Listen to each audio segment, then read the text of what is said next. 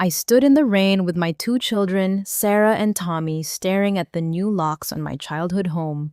3 hours ago, I'd buried my husband, Mark. Now my mother spoke through the door. She wouldn't open. Nora needs your room for her home office, she said coldly. My father's voice followed. Widow problems aren't our problems, Anne. My 8-year-old daughter sobbed against my black funeral dress while my 10-year-old son tried to shield us with his small umbrella. This was my homecoming. The day had started before dawn in the cramped hotel room we'd been staying in since Mark's death 5 days earlier.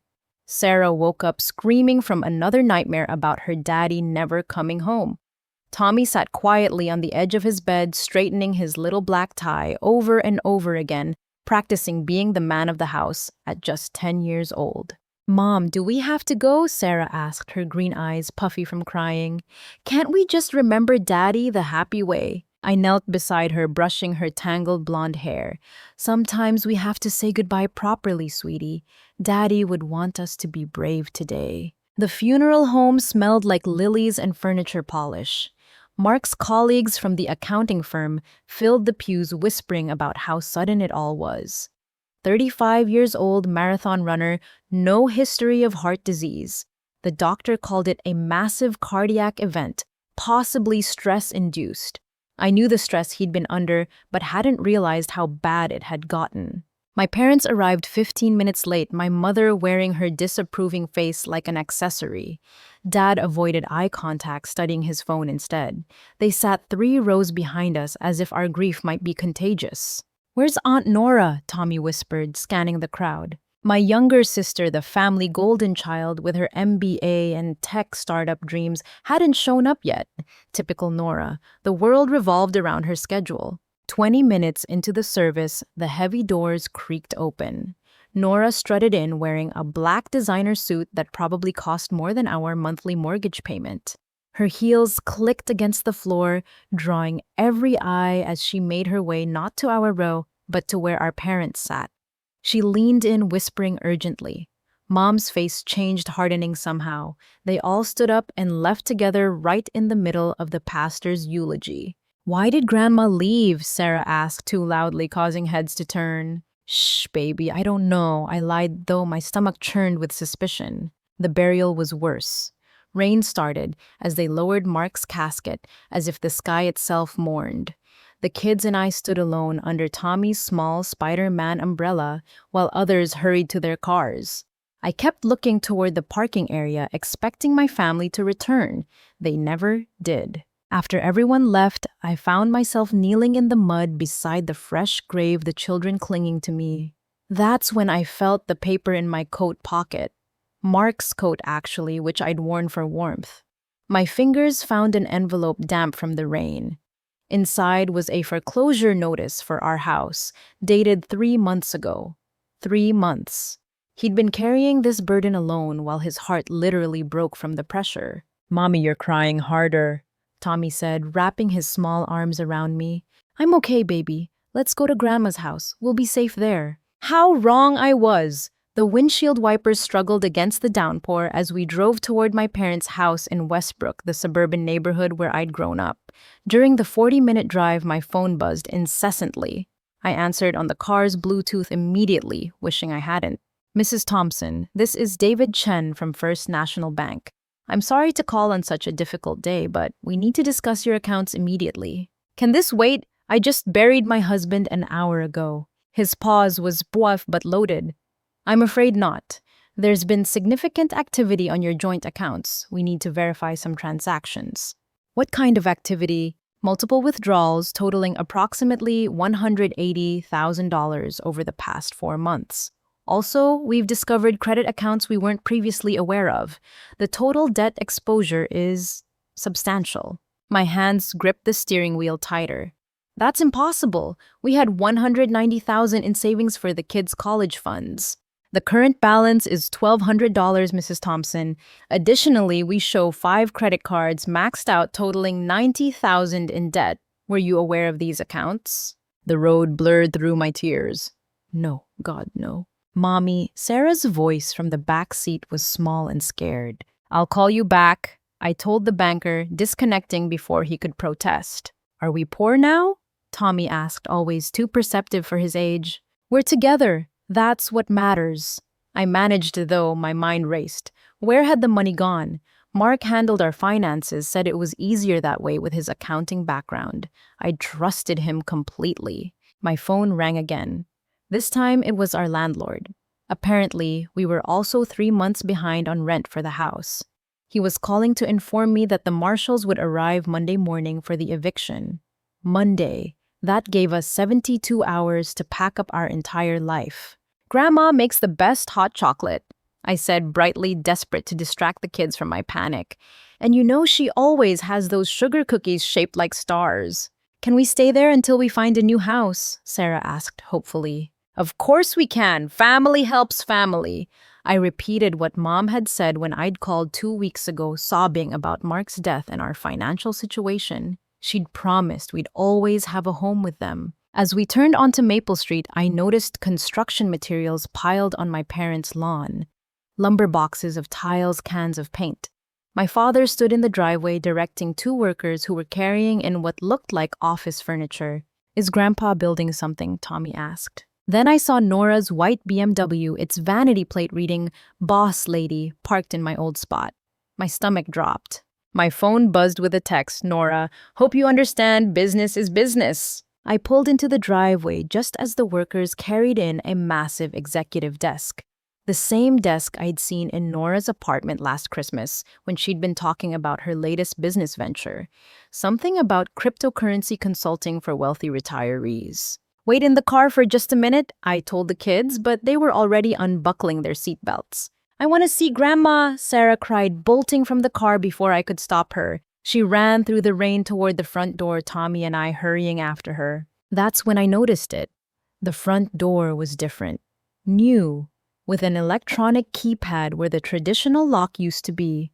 Sarah reached the door first, pressing the doorbell repeatedly. Grandma, Grandpa, we're here. No response. I tried my key, the one I'd carried for 20 years, but it slid uselessly against the new lock mechanism. The metallic scraping sound felt like a knife to my heart. Mom, I called out, knocking firmly. Dad, it's Anne, we're here. The intercom crackled to life. Another new addition. My mother's voice came through tinny and distant. Nora's starting a consulting business. She needs a professional space to meet clients. Mom, please, we talked about this. You said we could stay here, the kids are soaking wet.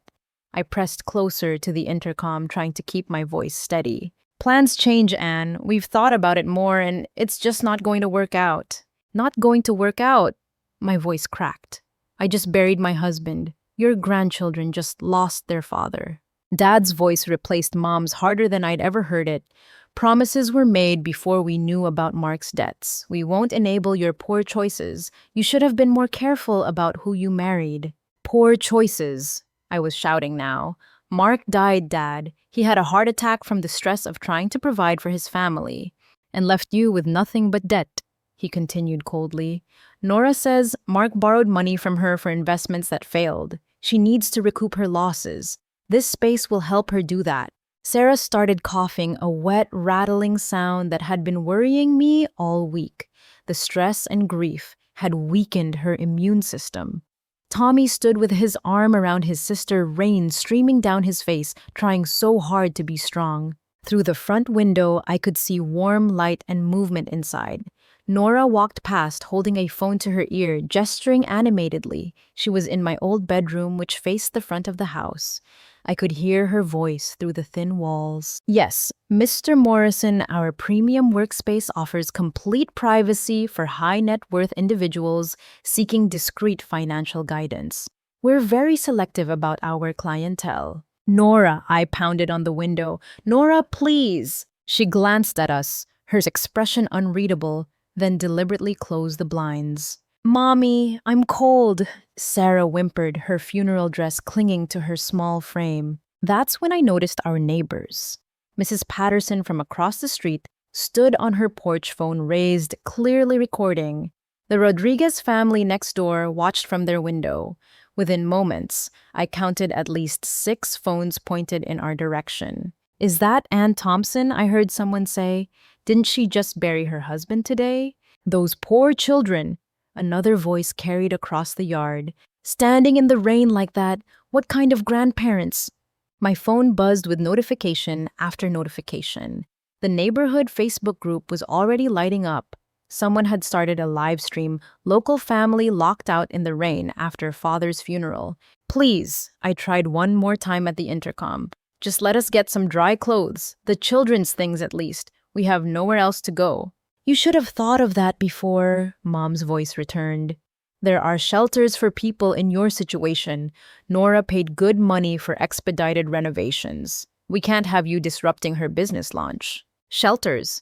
I couldn't believe what I was hearing.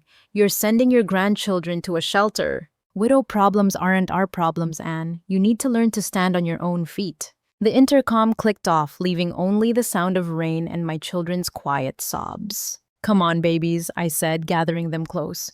We're going to find somewhere warm. As we walked back to the car, Mrs. Patterson hurried over with an umbrella and a thermos.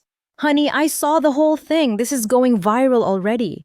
3,000 views in 5 minutes. Is there anything I can do? I wanted to sink into the ground and disappear. Instead, I lifted my chin. Thank you, but we'll be fine. That's not right what they did. She continued following us to the car.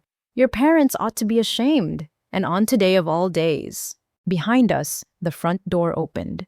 For a moment, hope flared in my chest, but it was just Nora calling out to the workers. Careful with that filing cabinet. It's a designer piece. She never even looked our way. The GPS directed us through parts of the city I'd never seen before, past pawn shops and check cashing places, into an area where the houses grew smaller and the streets grew rougher. My gas gauge hovered near empty, but I'd already discovered Mark had canceled our credit cards without telling me. The $1,200 in our account might as well have been 12 cents. The bank had frozen everything pending their investigation. Mommy, where are we going? Sarah asked from the back seat, her coughing getting worse. Somewhere safe and warm, I said, trying to sound confident. The Harmony Family Shelter was a converted elementary school, its cheerful murals faded and tagged with graffiti. The parking lot was full of cars in various states of disrepair, some clearly being lived in. We sat in the car for 5 minutes while I gathered the courage to go inside. Is this our new house? Tommy asked quietly. Just for tonight, baby. Just until I figure things out. The intake area smelled like industrial disinfectant mixed with cafeteria food and despair. Families clustered in plastic chairs, some still dressed for work, others in pajamas. Children slept on their parents' laps. Everyone looked exhausted, defeated, or both. The intake coordinator, Grace, was a Black woman in her 50s with kind eyes and an efficient manner. She took one look at us in our funeral clothes and her expression softened. First day is always the hardest, she said gently. Let's get you processed quickly. The children look like they need dry clothes and a hot meal. The paperwork was humiliating. Previous address, reason for homelessness, income sources, none. Emergency contacts who weren't available. My parents' names burned as I wrote them. References, work history, medical needs. Sarah's cough echoed in the small office as I admitted we had no insurance anymore. Mark's job coverage had ended with his death. There's a free clinic tomorrow, Grace said, noting Sarah's condition. Dr. Williams is wonderful with children. Now let me show you to your room. We followed her down a long hallway that still had children's artwork from its school days, paper butterflies and handprint flowers frozen in time. The sounds of other families leaked through thin walls, crying babies, muffled arguments, television voices, and somewhere, unexpectedly, laughter. Room 23B was small, maybe 10 feet by 12 feet. 2 narrow beds with thin mattresses, a small dresser, 1 chair, and a tiny window with bars. The walls were industrial beige, scarred with the marks of previous occupants' desperation. Bathroom is down the hall, shared with 3 other families, Grace explained. Dinner is at 6 in the cafeteria. Breakfast starts at 6:30. You'll get your chore assignment tomorrow. Everyone contributes. Curfew is 9 p.m. No visitors after 7. No alcohol, no drugs, no weapons. Any violations and you're out immediately. Thank you, I managed setting down the single garbage bag of possessions we'd grabbed from the car. After Grace left, we sat on one of the beds, the three of us huddled together. Other families' voices drifted through the walls. Mothers soothing babies, fathers promising better days, children asking when they could go home. I want Daddy, Sarah whispered. I know, baby, me too. He would have fixed this, Tommy said with certainty that broke my heart. Dad always fixed everything. That night, after a dinner of watery spaghetti and frozen vegetables in a cafeteria full of wounded souls, I tucked my children into one narrow bed. They clung to each other, looking so small against the institutional gray blanket. I kissed their foreheads and promised tomorrow would be better, tasting the lie on my lips. While they slept fitfully, I used the communal computer lab, 3 ancient PCs for 60 families. The connection was slow, but I managed to log into our online banking. What I found made me want to scream. Transfer after transfer to an account I didn't recognize.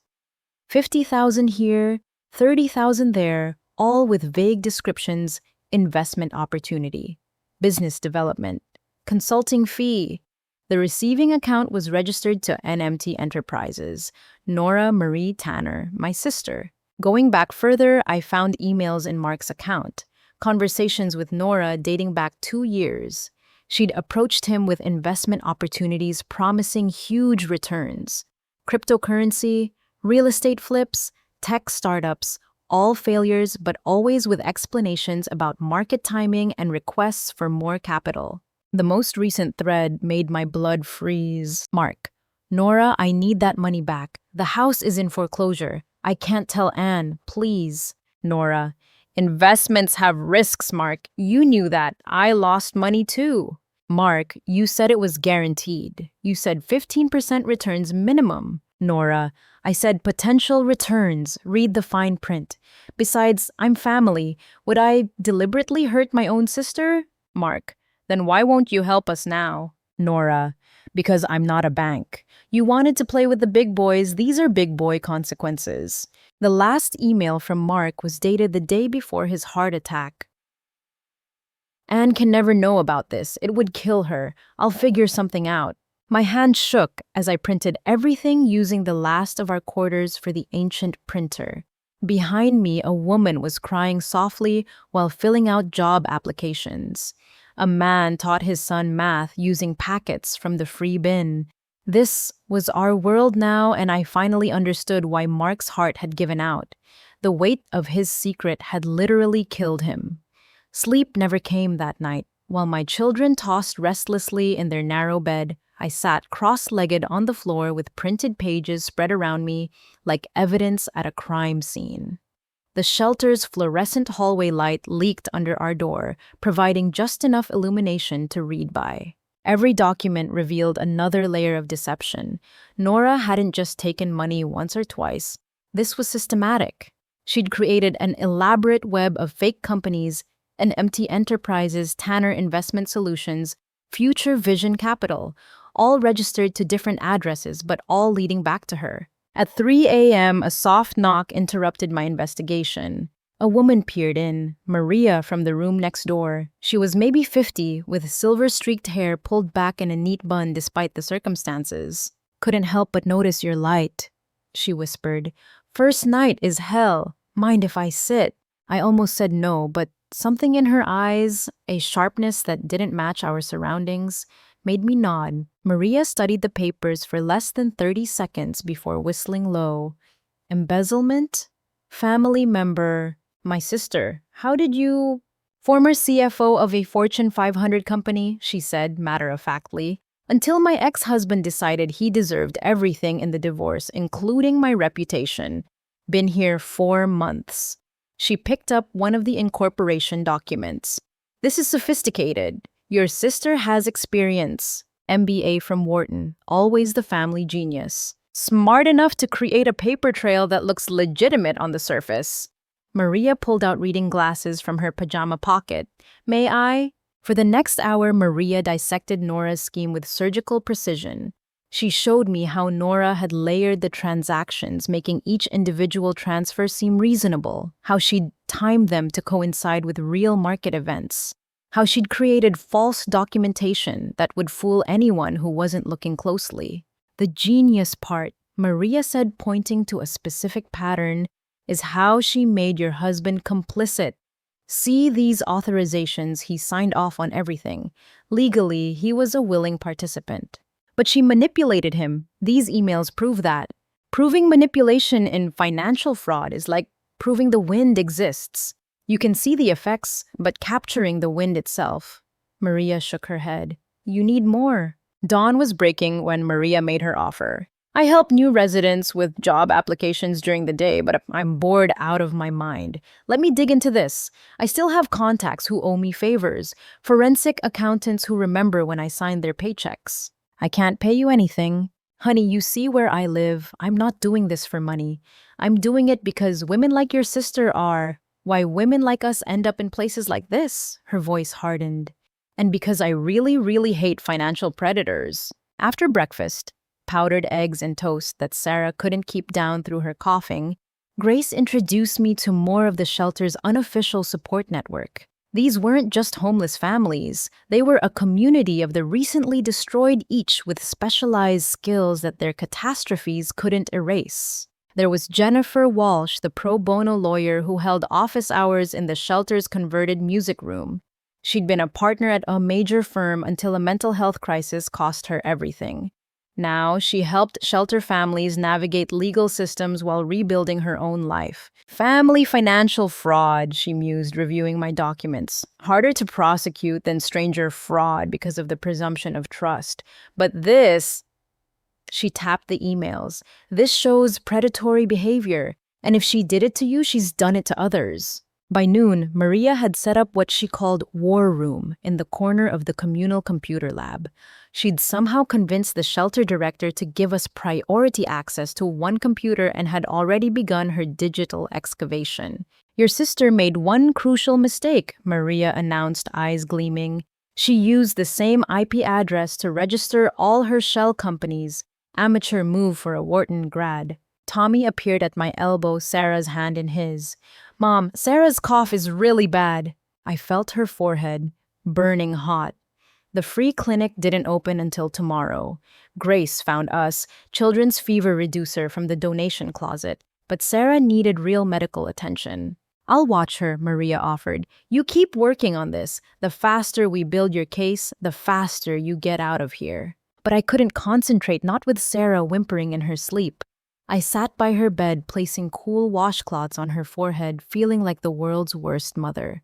We'd gone from a 4-bedroom house to this in less than a week. My baby was sick, and I couldn't even afford a doctor. Jennifer found me there at dinner time. I've been making calls. Nora's been busy. 3 other families have filed complaints with the Attorney General's office about similar investment schemes. All family members of her clients, all too ashamed to pursue it aggressively. So she specifically targets family, easier to manipulate, harder to prosecute. Family doesn't like to air dirty laundry in court. Jennifer sat on Sarah's bed, checking her temperature with practiced ease. But with multiple victims, this becomes a pattern of criminal behavior.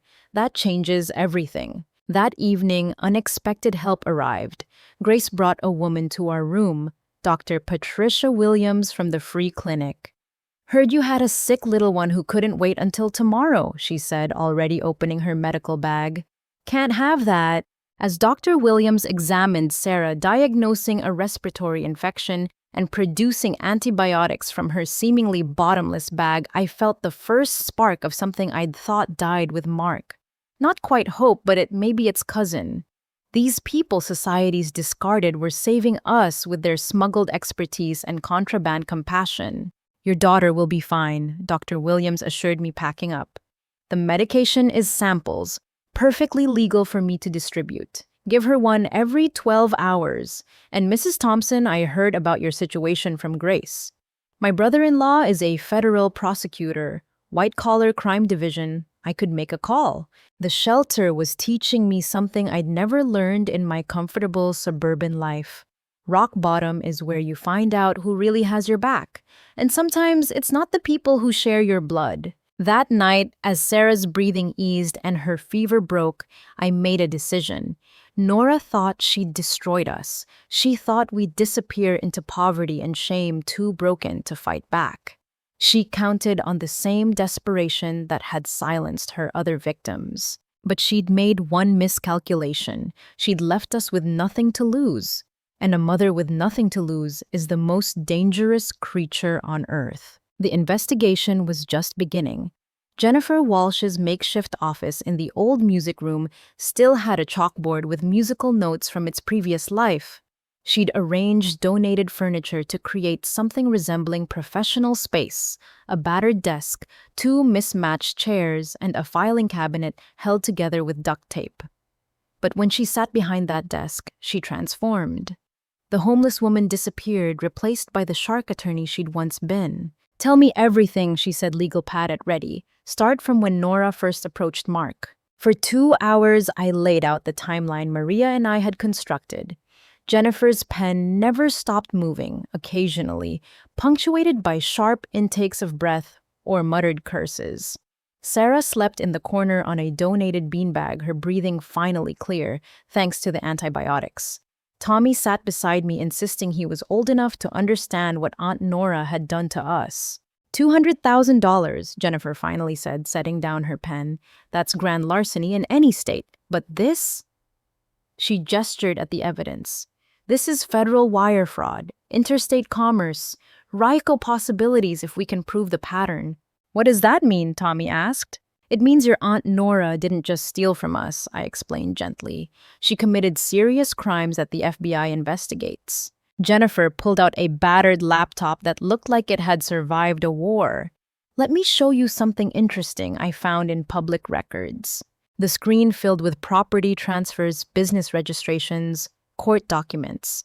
Nora hadn't just targeted Mark. Over 5 years, she'd systematically approached family members of every major client she'd ever had at her legitimate job. She worked at Preston Financial before starting her consulting business, Jennifer explained, had access to client files, family information, net worth statements. She knew exactly who had money and which family members might be vulnerable. "That's insider trading," Maria said from the doorway. She'd been listening, arms full of fresh research. "Using client information for personal gain. SEC violation on top of everything else." Jennifer nodded appreciatively. "You know your securities law." "Had to. CFOs who don't end up like me." Maria spread her papers on the desk. "Found 3 more victims, all connected to Preston Financial clients, all approached by Nora with can't-miss investment opportunities, all too ashamed to go public because they felt stupid for trusting family." The picture emerging was staggering. Nora had stolen over $3 million using the same playbook identify wealthy clients at her job, research their family members, target those with access to money, but limited financial sophistication, use family connection to build trust, then systematically drain them. "The brilliant part," Jennifer said with grudging admiration, "is that she kept most victims just above bankruptcy, took enough to hurt, but not enough to force them into court, until Mark. She got greedy," I realized, "or desperate. Why else risk taking everything?" Maria and Jennifer exchanged glances. "There's something else," Maria said slowly. "Your parents' house, they took out a $600,000 mortgage 8 months ago. Guess who co-signed?" My stomach dropped. "Nora." "The money went straight into her Cayman accounts. Your parents probably think they invested in her business, but she's already spent it. That house, it's months away from foreclosure unless she makes the payments." Oh God, everything clicked into place. That's why they turned us away. She convinced them we were the threat to their security, made them believe keeping us out would protect their investment. Jennifer's phone rang. She listened intently, her expression shifting from professional to predatory. "That was Dr. Williams' brother-in-law, the federal prosecutor. He's very interested. Can you meet with him tomorrow?" "But I don't have anything to wear to a federal building," I said, suddenly aware of my donated shelter clothes. "Honey," Maria said firmly, "you're a crime victim, not a fashion model. Besides, I know someone." That evening, the shelter network revealed another dimension. Carmen from room 18A had been a department store manager before medical bankruptcy, claimed everything. She arrived within an armload of professional clothes donated by a charity that helped women re-enter the workforce. Nothing fancy, she said, holding up a charcoal suit that looked almost new, but clean and respectable. Image matters when you're fighting for justice. As the women of the shelter transformed me into someone who could face federal prosecutors, I thought about appearances. Nora always looked perfect. Designer clothes, professional makeup, confident stride. She used that image like armor, making people trust her competence. Meanwhile, here in the shelter, women with Ivy League degrees and executive experience wore second-hand clothes and slept in rooms that locked from the outside. The real fraud wasn't just financial. It was the lie that appearance equaled worth. Tommy helped me practice what I'd say while Sarah played with donated dolls, creating elaborate stories where the good sister always won. The shelter kids had already adopted my children, teaching them the unwritten rules of survival. Don't complain about dinner. Share whatever extras you get. Never mention what you used to have. Look out for the newer families. That night, Grace stopped by with unexpected news. Local news picked up the live stream story about being locked out. They want to interview you. My first instinct was to refuse. Then Jennifer's words echoed, "Shame is what predators count on." Tell them yes, but only if they'll let me talk about financial fraud and family betrayal, not just the sensational parts. "That's my girl," Maria said approvingly. "Nora's about to learn what happens when you leave someone with nothing but the truth." As I lay in my narrow bed that night, listening to my children breathe and the shelter settle into its restless sleep, I thought about justice. Not revenge, that was too simple. Justice meant exposing the system that let Nora operate.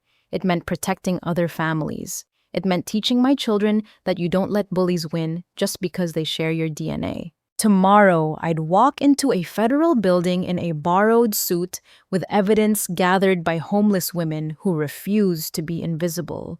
Nora thought she'd buried us. She had no idea we were seeds. The news crew arrived at 6 a.m., their pristine van looking alien in the shelter parking lot. I watched from our window as they unloaded equipment worth more than most families here would see in a lifetime. Sarah and Tommy pressed close, excited by the novelty. "Are we going to be on TV?" Sarah asked, her voice still raspy but stronger. "Mommy is. You two are going to art class with Miss Carmen." The reporter, a young woman named Ashley Chen, seemed genuinely affected by the shelter environment. Her polished exterior cracked slightly as children ran past in donated shoes 2 sizes too big, as mothers lined up for the breakfast shift still wearing yesterday's clothes. "This isn't what I expected," she admitted quietly as her crew set up in the communal area. "Homelessness never is," Grace said smoothly. She'd agreed to the interview only if it highlighted the shelter's work, not just our story. "Most of our families are just one crisis away from recovery.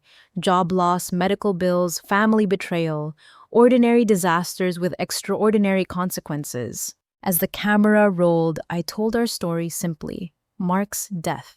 The financial devastation Nora had orchestrated, being locked out by my parents, the systematic fraud we were uncovering.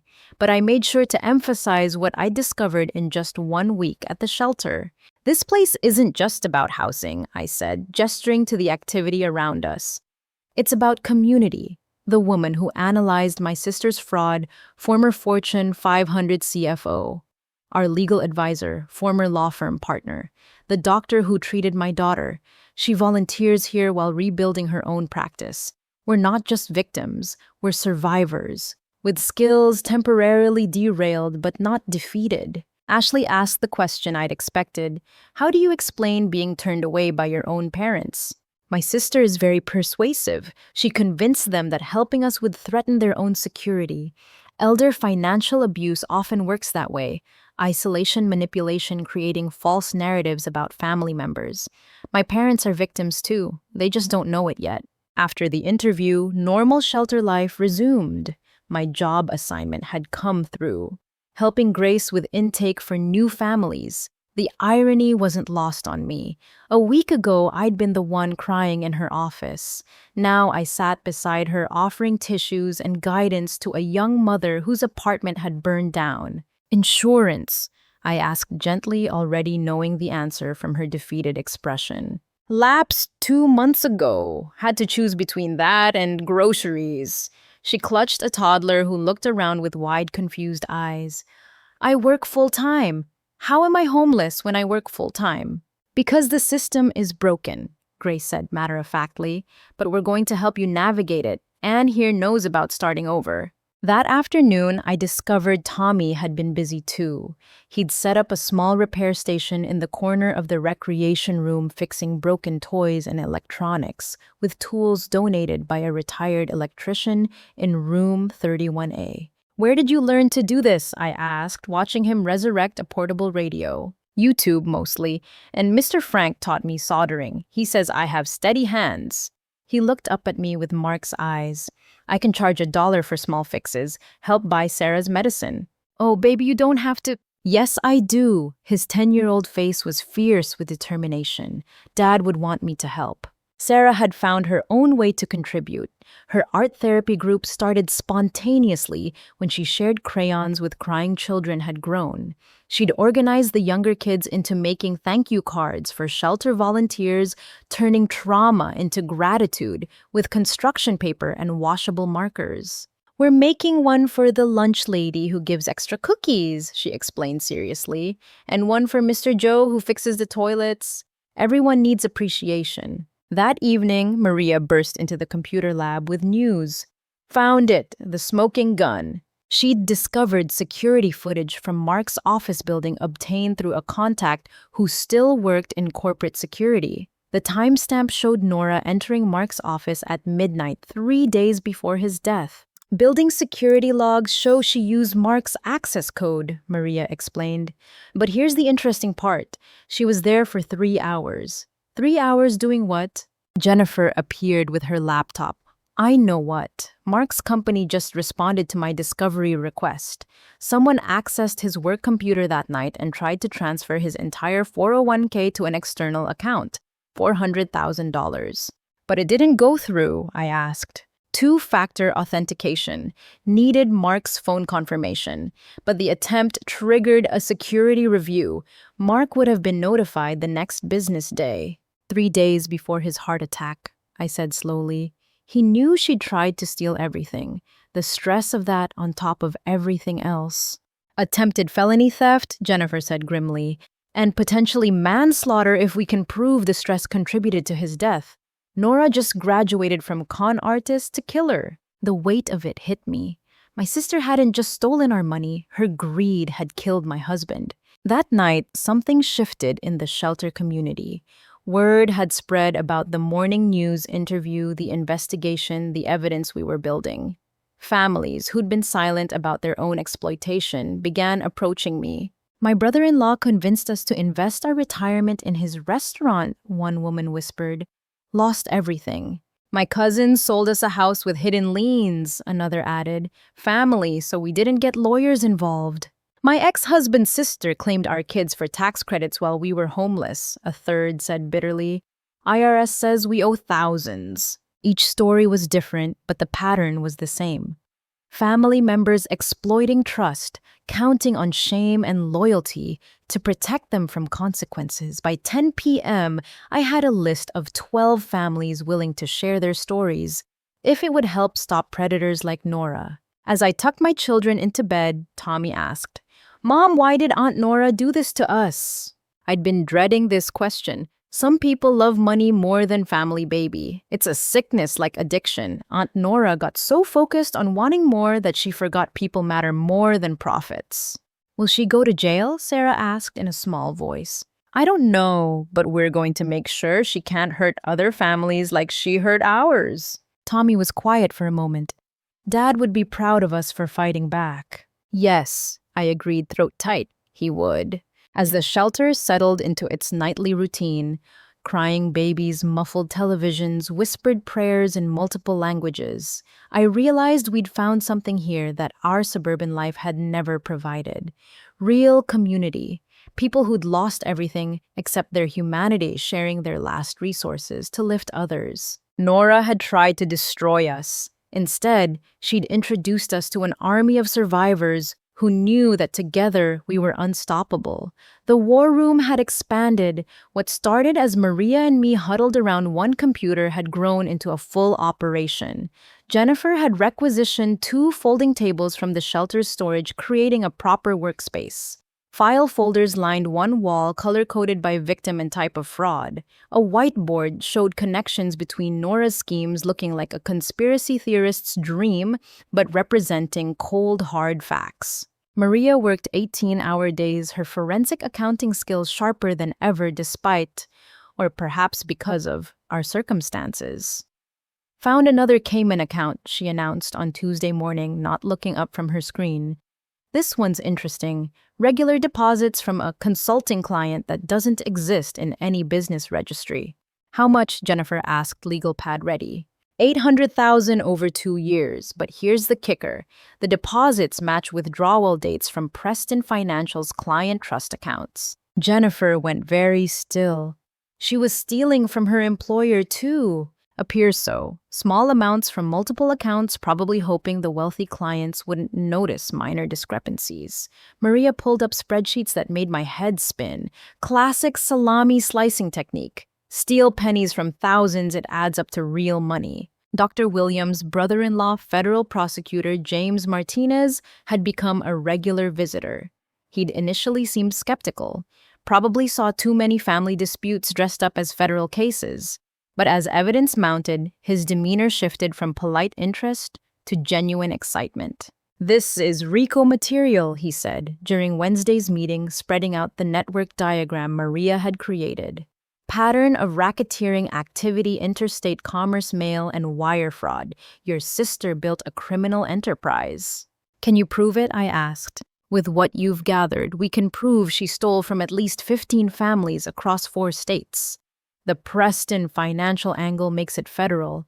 She used banking systems across state lines." He paused. "There's something else.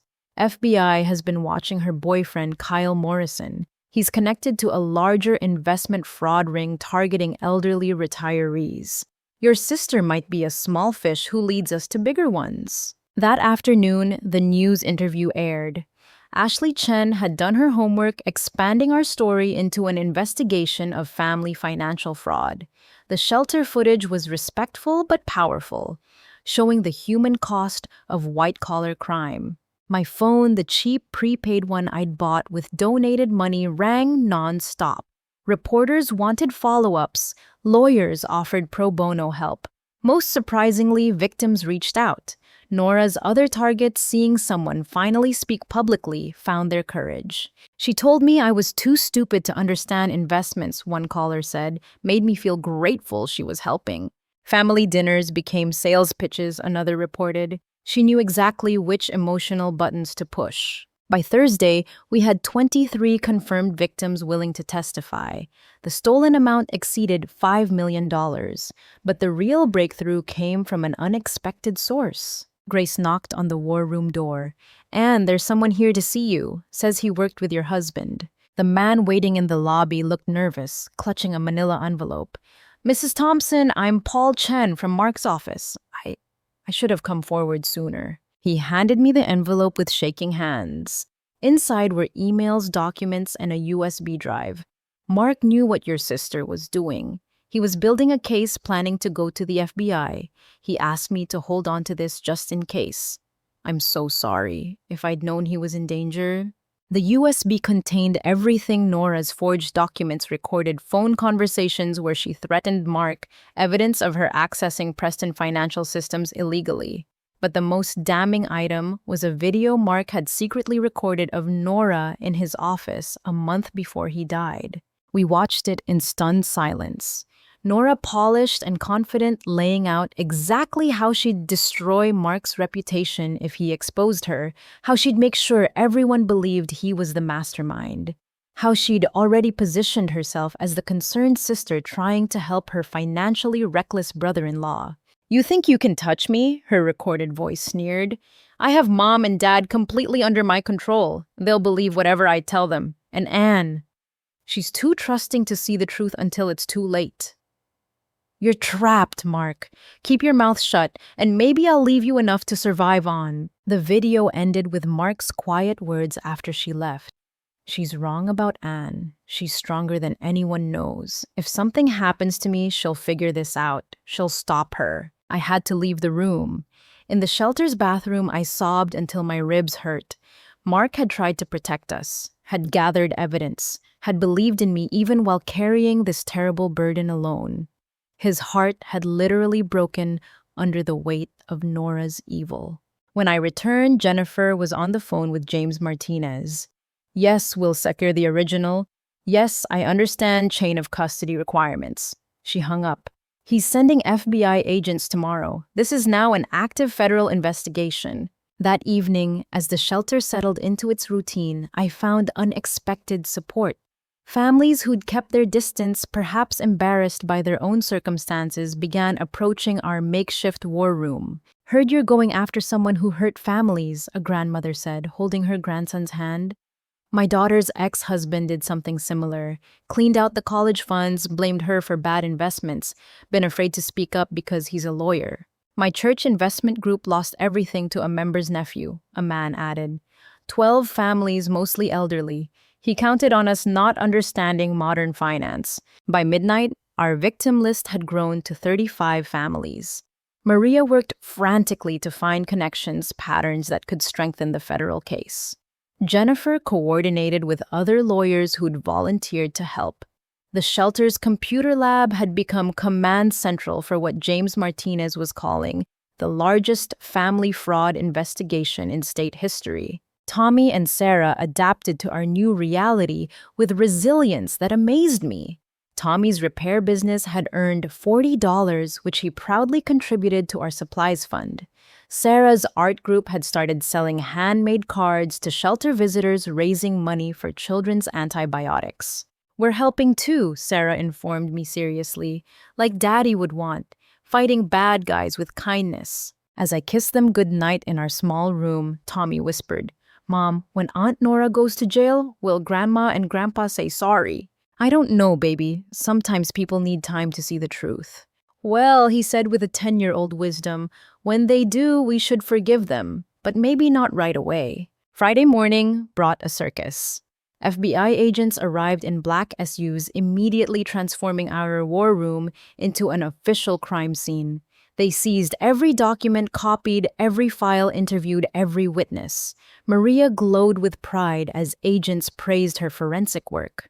Better than half my staff, one agent admitted. Ever consider applying to the FBI? After I get my life back, Maria replied, one miracle at a time. The local news stationed permanent crews outside the shelter. Ashley Chen got exclusive access, having earned Grace's trust with respectful coverage. The story had gone national. Shelter residents expose million-dollar family fraud ring played on every network. But the best moment came when James Martinez pulled me aside.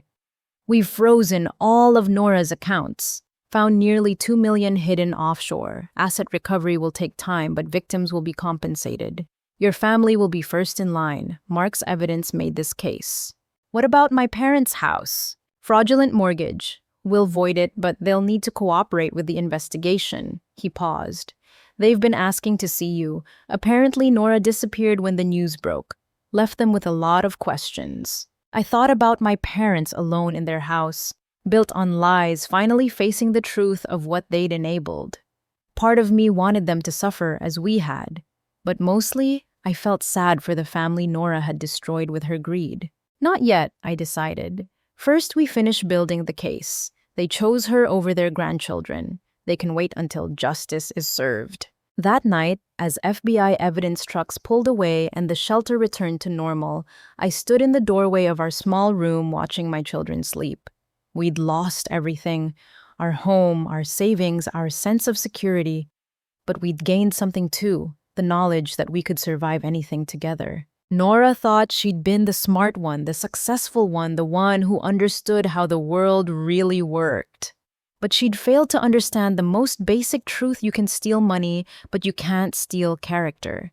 And sometimes the people with nothing left to lose are the most dangerous opponents of all. The investigation was complete. Now came the hard part: the fight for justice. Saturday morning brought an unexpected visitor.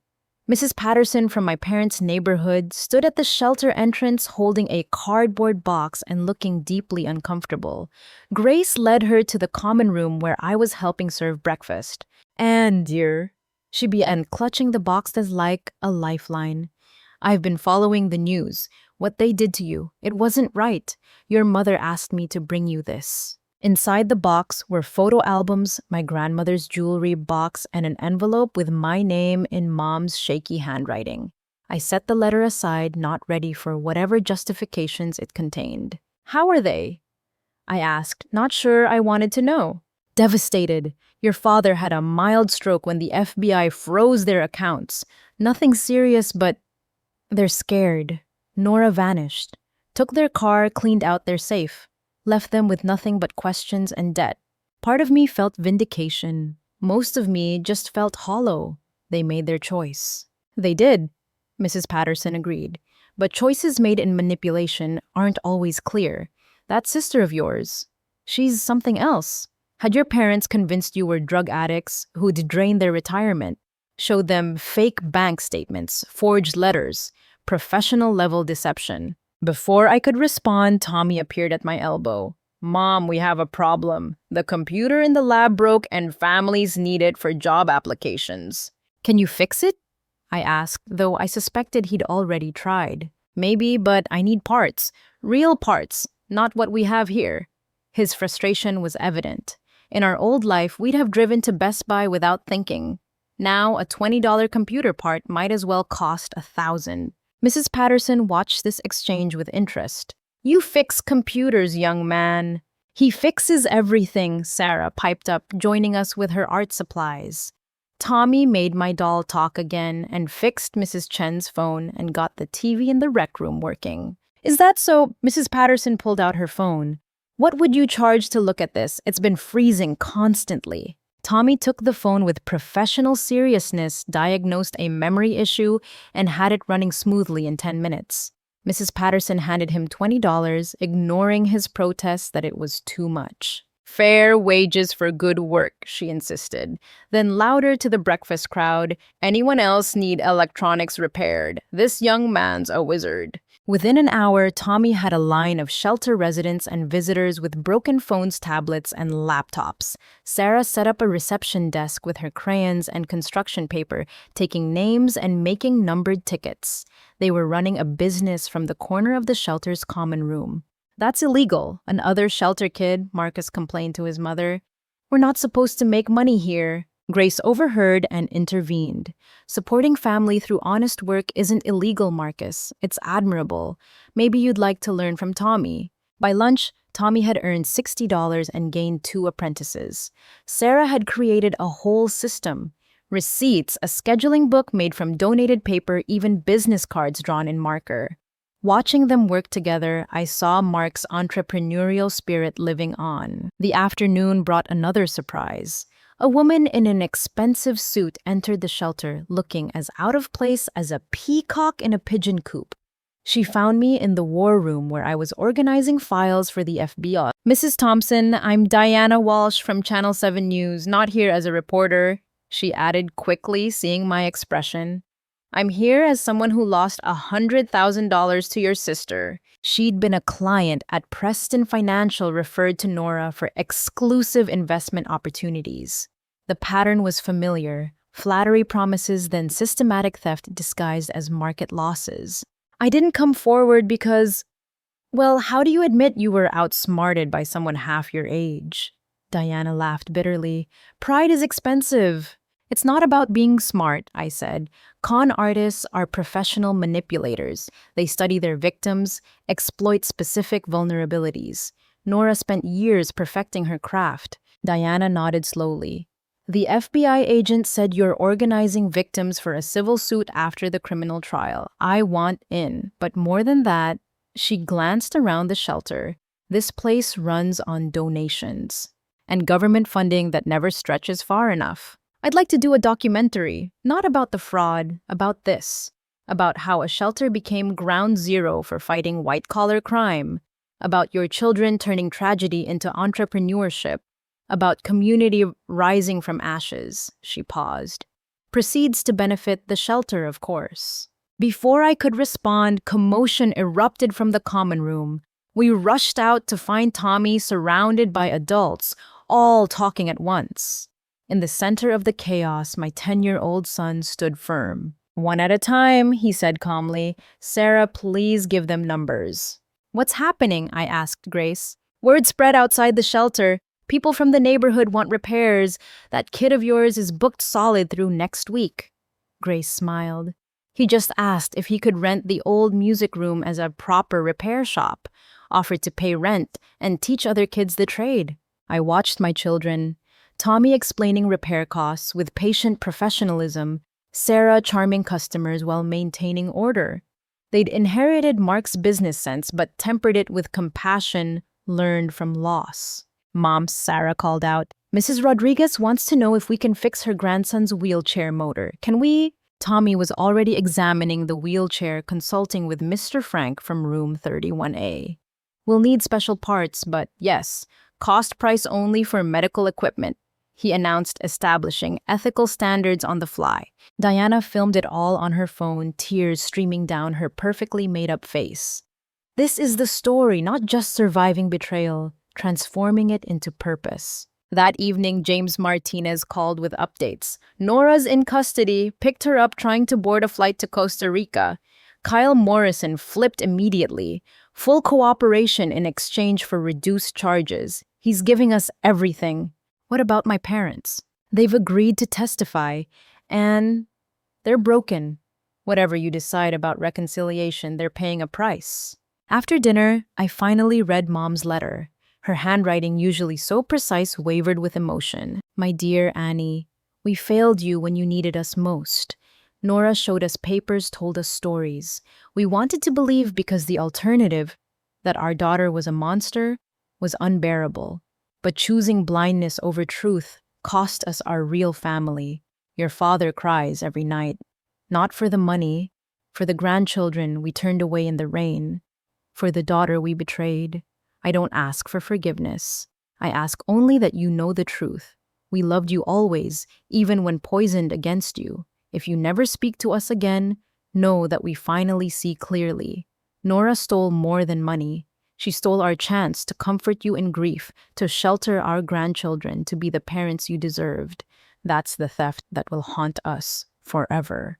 All our love, Mom." I sat on my thin mattress, letter trembling in my hands. Tommy and Sarah found me there, climbing up to cuddle close. "Grandma's sorry," Sarah asked softly. "Yes, baby, very sorry." "Good," Tommy said firmly. "Being sorry is the first step. We learned that here. But she has to earn forgiveness, right? Like we're earning our new life." From the mouths of babes. My children, wise beyond their years, understood what adults often didn't. Redemption required more than regret. It demanded action, change-proof of transformation. "Right," I agreed. "Forgiveness is earned. But we'll give them a chance," Sarah persisted. "Eventually, when our hearts are ready." I pulled them closer, these remarkable children who'd found hope in hopelessness. When our hearts are ready. Outside our window, the shelter hummed with evening activity. Families who'd arrived broken were rebuilding, supporting each other in ways our suburban neighborhood never had. My children's business had inspired others. A homework tutoring circle, a clothing repair service, a meal prep cooperative. From destruction creation, from isolation community. Nora had thought she was taking everything from us. Instead, she'd given us something invaluable, the knowledge that we were unbreakable. That loss could become purpose. That rock bottom was just foundation for building higher. Tomorrow would bring the grand jury hearing. Next week, the civil suit would begin. But tonight, I held my children and felt rich beyond measure. We'd lost a fortune in money, but gained a fortune in wisdom, resilience, and truth. As Tommy said while counting his repair earnings, Dad always told me that real wealth isn't what's in your wallet. It's what's in your heart and hands. I think I finally understand what he meant. So did I. Finally, so did I. Monday morning arrived with federal vehicles filling the shelter parking lot. The FBI had commandeered the old gymnasium, transforming it into a temporary field office. Agents interviewed victims throughout the day, while forensic accountants digitized evidence. Our small war room operation had sparked something massive. James Martinez pulled me aside after breakfast. "We need to talk privately. There have been developments."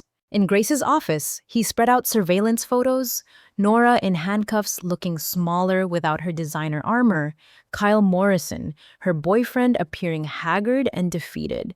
But the third set of photos made my blood run cold. "Recognize him?" James asked. The man in the photos was silver-haired, distinguished, wearing suits that cost more than most people's cars. He was entering various banks, meeting with elderly couples, shaking hands at country clubs. "That's Robert Chen," I said slowly. "He offered to fund our investigation. He donated $50,000 to the shelter after the news story. His real name is Robert Kimura. He runs the largest elder fraud ring on the West Coast. Your sister was recruited by Kyle to identify targets at Preston Financial, but Kimura was the mastermind." James leaned forward. "He contacted you to control the narrative, to find out how much you knew." My mind raced. "He interviewed me extensively about our evidence, said he wanted to help other families." Classic move. Get close to the investigation to stay ahead of it. James pulled out more photos. "Here's the interesting part. He's been funding similar investigations across 5 states, finds families destroyed by his own network, offers help, then ensures they never connect him to the crimes." "But he gave real money to the shelter," Grace protested. "Cost of doing business. $50,000 to charity while stealing millions from retirees."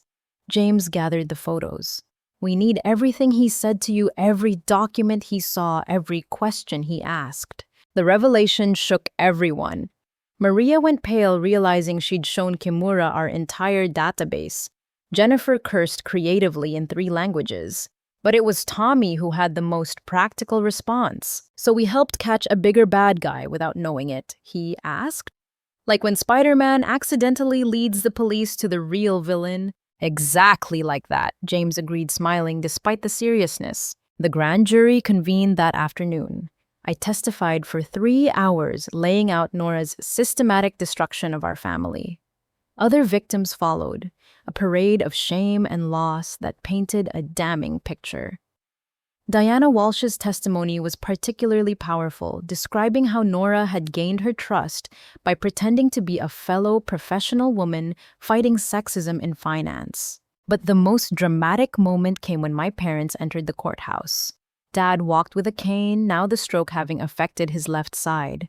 Mom looked like she'd aged a decade in 2 weeks. They didn't try to approach me, respecting the restraining order I'd reluctantly filed to prevent Nora from using them to contact me. That evening, unexpected news arrived. Several Preston financial executives had been arrested in coordinated raids. The investigation had revealed massive internal fraud. Nora was just one of many employees feeding information to Kimura's network.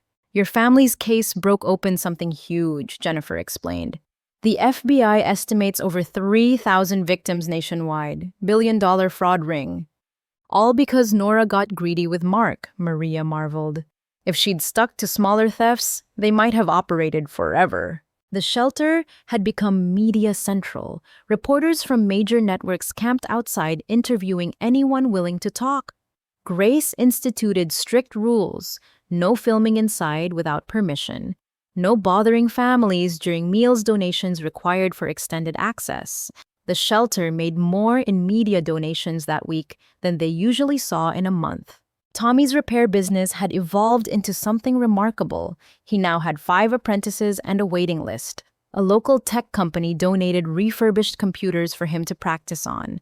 Sarah managed appointments with surprising efficiency, even creating a simple inventory system for parts. "We need a name," she announced over dinner. "Every business needs a name." "Thompson Tech Repair," Tommy suggested. Too boring. How about from the ashes electronics? Sarah countered. Because we're rising from the ashes like phoenixes. Phoenix Tech. Tommy refined. Dad would like that. Wednesday brought the civil lawsuit filing. Jennifer had assembled a team of pro bono attorneys, each taking different aspects of the case. The lawsuit named 37 defendants, including Preston Financial, various banks that had ignored red flags, and the entire Kimura network. Conservative estimate for damages is $50 million, Jennifer explained to the assembled victims. But this isn't just about money, it's about changing how financial institutions protect vulnerable clients. That afternoon, I received an unexpected call. Nora wanted to see me. Against everyone's advice, I agreed, needing closure more than safety. The federal detention center was sterile and gray, nothing like the polished environments Nora preferred. She entered the visiting room in orange jumpsuit and shackles, her perfect image vinily cracked. "You look good for a homeless person," she said, trying for her old superiority.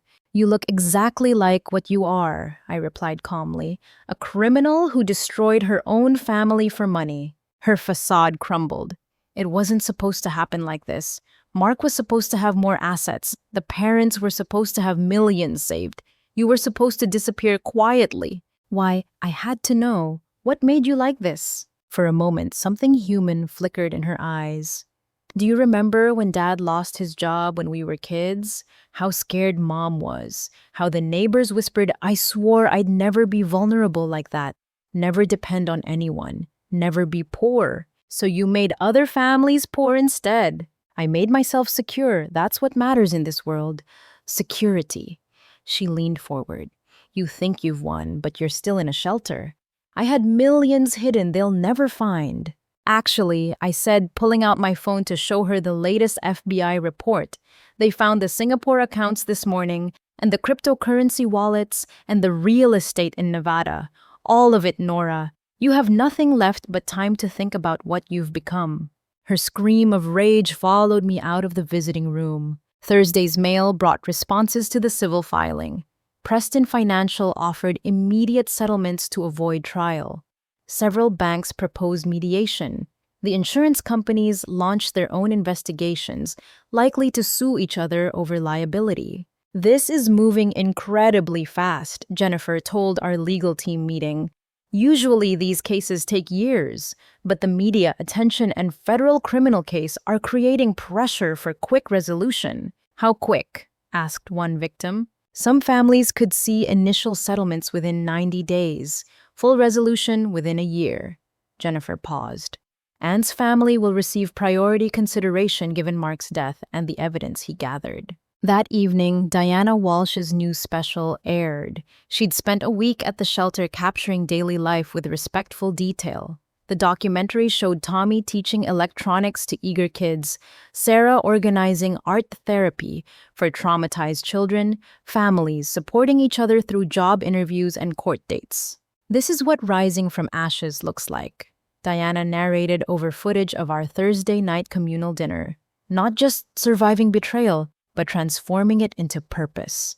Building community from crisis. Finding family among strangers united by shared struggle." The response was immediate. Donations flooded the shelter, not just money, but job offers for their residents, scholarships for children pro bono professional services. A tech entrepreneur offered Tommy a full scholarship to coding camp. An art gallery wanted to display Sarah's therapy group's collaborative pieces. As I tucked my children into bed, they surprised me with a gift. They'd pooled their earnings to buy a small frame photo, a family portrait we'd taken last summer, Mark's last birthday. "We wanted you to have something nice in our room," Sarah explained, "so you can see Daddy and remember the happy times, too." "The frame's a little broken," Tommy admitted, "but I fixed it best I could. Like us, a little broken, but still holding together." I held them close, these remarkable children who found hope in hopelessness. Outside the shelter, settled into its nighttime rhythm. Somewhere, federal agents were freezing more accounts, finding more victims, building cases against people who thought themselves untouchable. But in our small room with Mark's photo watching over us, we were already victorious. We'd survived. We'd fought back. We'd found strength in community and purpose in pain. Tomorrow would bring new challenges, more testimony, legal procedures, decisions about our future. But tonight, we were together, broken but repaired, poor in money but rich in spirit. A family that learned the hard way that true wealth couldn't be stolen, only discovered. Friday afternoon shattered our fragile peace. I was reviewing settlement documents when Grace appeared, her expression troubled. And your parents are in the lobby. They look rough. Through the security window, I saw them. Dad hunched over his new cane, Mom clutching a worn grocery bag like a lifeline. They looked like refugees from their own lives. Designer clothes replaced by mismatched donations, proud postures broken by reality. I can send them away, Grace offered. No, I decided, my children deserve to see what choices lead to. Let them in. They entered the common room like defendants approaching judgment. The other shelter residents watched with recognition. They knew the look of pride's collapse. Tommy and Sarah, working on homework nearby, went very still. Anne, Mom began, then stopped seeing my children for the first time since that rainy night. Her composure shattered. Oh God, look how thin they've gotten. We're not thin, Grandma, Sarah said quietly. We're strong. Dad tried to straighten to find remnants of the authority he'd once wielded. We came to apologize and to warn you. Warn me? I kept my distance, a table between us. Nora called us from detention. Mom rushed to explain. She's made a deal, full cooperation for reduced sentence. But Anne, she's blaming everything on Mark. Says he was the mastermind, that she was trying to protect the family from his schemes. The rage that flooded me must have shown because Tommy immediately moved to my side. That's a lie. Dad would never. We know that now, Dad interrupted, his voice breaking. God help us, we know. She played us like instruments, showed us forged emails, fake documents, made us believe Mark was dragging you all down, that helping you would enable his gambling addiction. Mark didn't gamble, I said coldly. She created evidence. Bank statements showing casino withdrawals, betting site memberships, professional forgeries. We were fools, but we were professionally deceived. Mom pulled papers from her bag, the fake evidence Nora had used. The FBI has copies, but we wanted you to see what she showed us, to understand, to forgive. I cut her off. You want forgiveness for choosing to believe lies about your son-in-law over your daughter's tears, for locking out children in the rain. No, Dad said firmly. We want you to understand so you can protect yourself. Nora's claiming you were complicit, that you sent her to Mark for money. She's trying to muddy the waters for jury selection. Jennifer materialized beside us, having heard raised voices. Let me see those documents. As she reviewed the forgeries, other families drifted closer. The shelter had taught us that private pain became public strength when shared.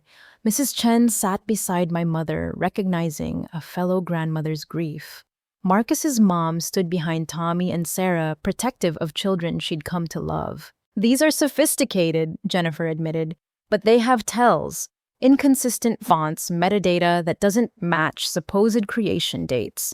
The FBI's forensic team will shred these in court. We lost everything, Mom said suddenly.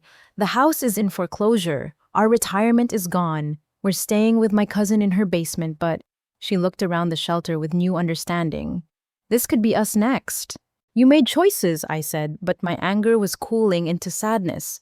You believed lies because they were easier than truth. We believed lies because we couldn't accept that our daughter was evil, Dad corrected. That failure of imagination cost us our real family. Sarah tugged my sleeve. Mommy, Grandpa's crying. She was right. My father, who'd shown emotion exactly twice in my lifetime, had tears streaming down his weathered face. Mom wasn't trying to hide hers either. We attended the grand jury, Mom continued, testified against Nora, cut off all contact, changed our phone numbers so she can't reach us. She looked directly at my children. We know we failed you, but we want to fight for you now if you'll let us. It's too late for that, I started to say, but Tommy interrupted. No, Mom, it's not. My 10-year-old faced his grandparents with Mark's determination. You messed up really bad. You hurt us when we were already hurting, but Aunt Nora hurt you too. She's the real bad guy. That doesn't excuse what we did, Dad said. No, Sarah agreed solemnly. But hating you forever won't fix anything. Daddy wouldn't want us to hate. He'd want us to be smart about trusting again. The wisdom of children who'd learned too much too young. I looked at Jennifer, who nodded slightly. Having them as witnesses would strengthen our case. At Maria, who understood the complex calculations of forgiveness and strategy. At Grace, who'd seen every variation of family destruction and reconstruction. You can visit the children, supervised here at the shelter. You can contribute to our case, but trust. I shook my head. Trust is earned in increments. You spent years believing lies. It'll take years to prove you can recognize truth. We'll take whatever you're willing to give, Mom said quickly. That's when Nora arrived. Not in person, even she wasn't that bold, but on the common room television in a jailhouse interview with a national morning show. My sister's husband was desperate. Nora said orange jumpsuit exchanged for court clothes olive makeup expertly applied to suggest fragility. He came to me with wild investment schemes. I tried to help to protect my family, but his addiction to risk-taking destroyed everything. Now his widow wants someone to blame. The shelter erupted. Families who'd been quietly watching surged forward, shouting at the screen. These people knew Mark had seen his dedication to his family, even in death. The slander ignited communal rage. That's the woman who told us you were drug addicts, Dad roared, pointing at the screen. She sat at our dinner table and destroyed our family with lies. She killed my daddy. Sarah screamed, the composure she'd maintained for weeks, finally cracking. He died because of her. She killed him. I dropped to my knees, gathering Sarah as she sobbed. Tommy wrapped around us both, his own tears falling. My parents stood frozen, finally seeing the true cost of their choices. Not just money or houses, but children's innocence. Turn it off, Grace commanded. The screen went dark, but damage done. Jennifer was already on her phone. Emergency injunction against media interviews. She's tainting the jury pool. James Martinez arrived within an hour, having seen the interview. This actually helps us. She's making provably false statements on national television. Her lawyer must be having fits. Can we respond? Diana Walsh had appeared, camera crew discreetly waiting outside. Set the record straight. I looked at my children, still shaky but already rallying. At my parents finally seeing truth. At the shelter family surrounding us with protective anger. Yes, I decided, but not just me, all of us. Every family she destroyed, let her face the chorus of truth. We filmed in the shelter's courtyard, 37 victims and their families standing together. Each person spoke one sentence about what Nora's crimes had cost them. Homes, retirements, children's college funds, health, marriages, lives. I went last, my children beside me, my parents in the background. Nora Thompson killed my husband with greed and lies, but she didn't break us. We're still standing, still fighting, still winning. The interview aired that night, going viral within hours.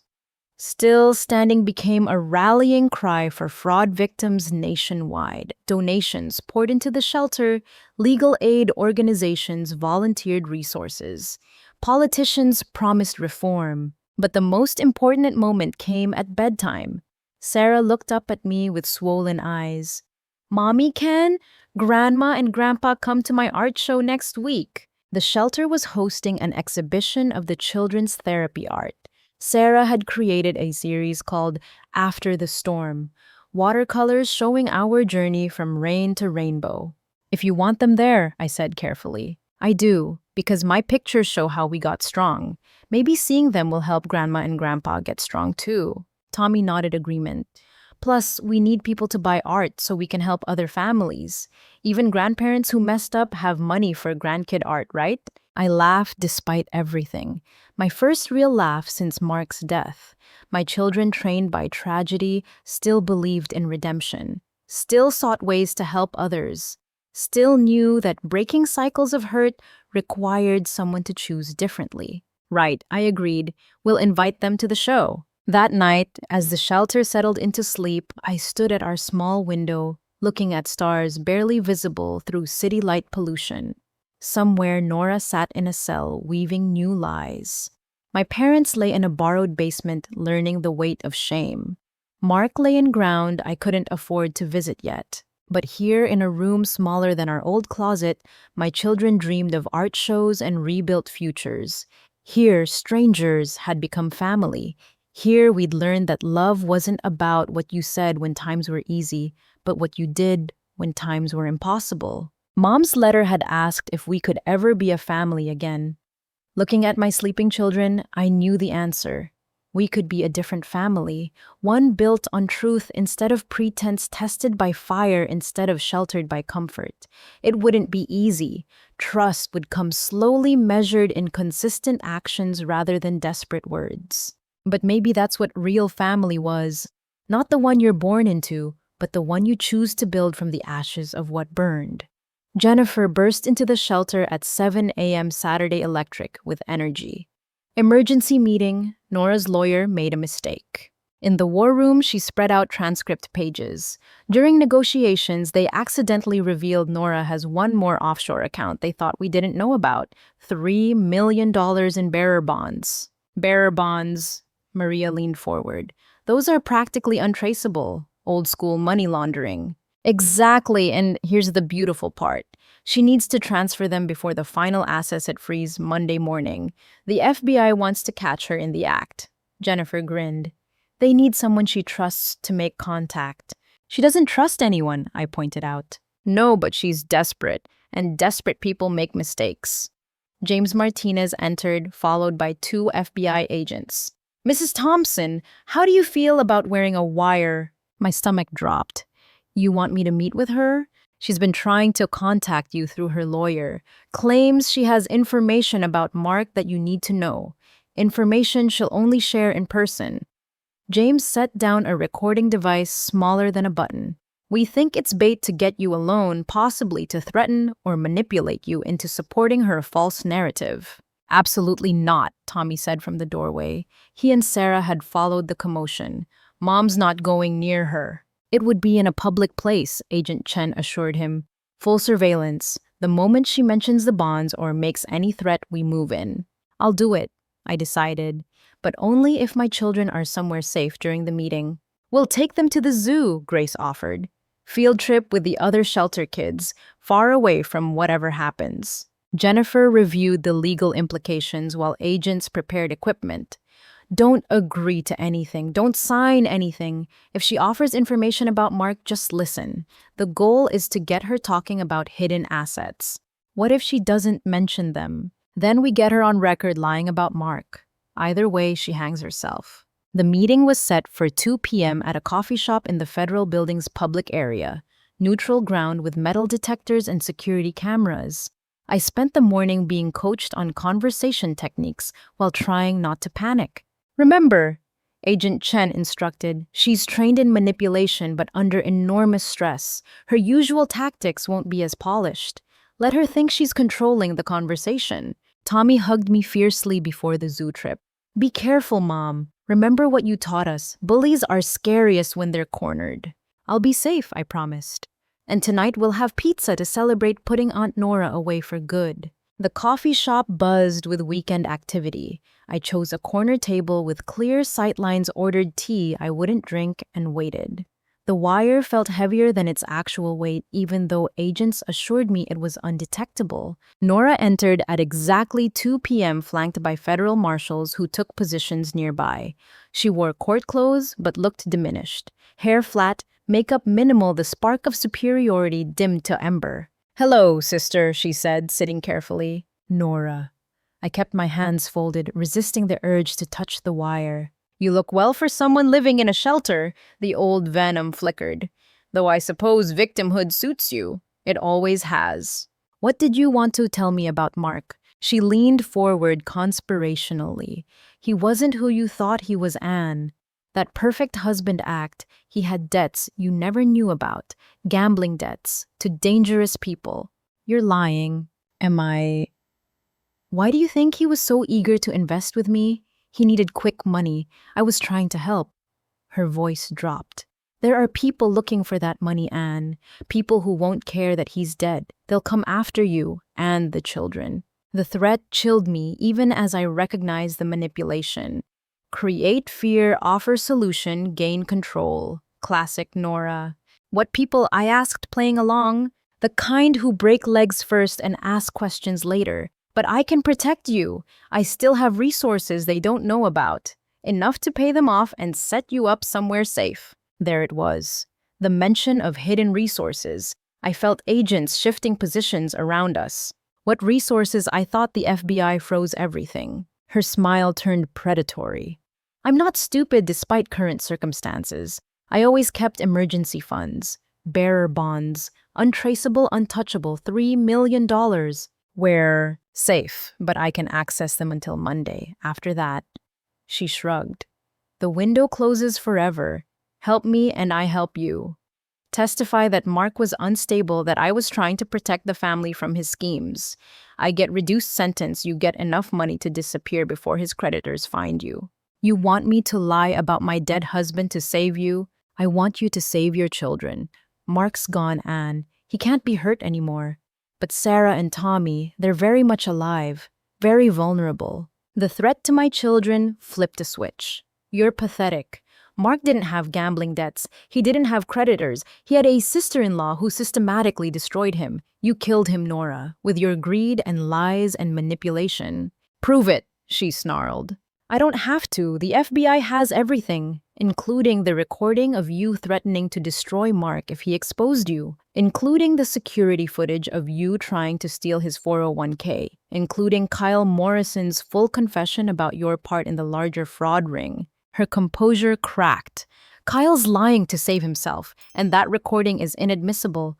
Mark made it without my consent. One-party consent state, I said, remembering Jennifer's coaching. Completely admissible, just like this conversation. The realization hit her like cold water.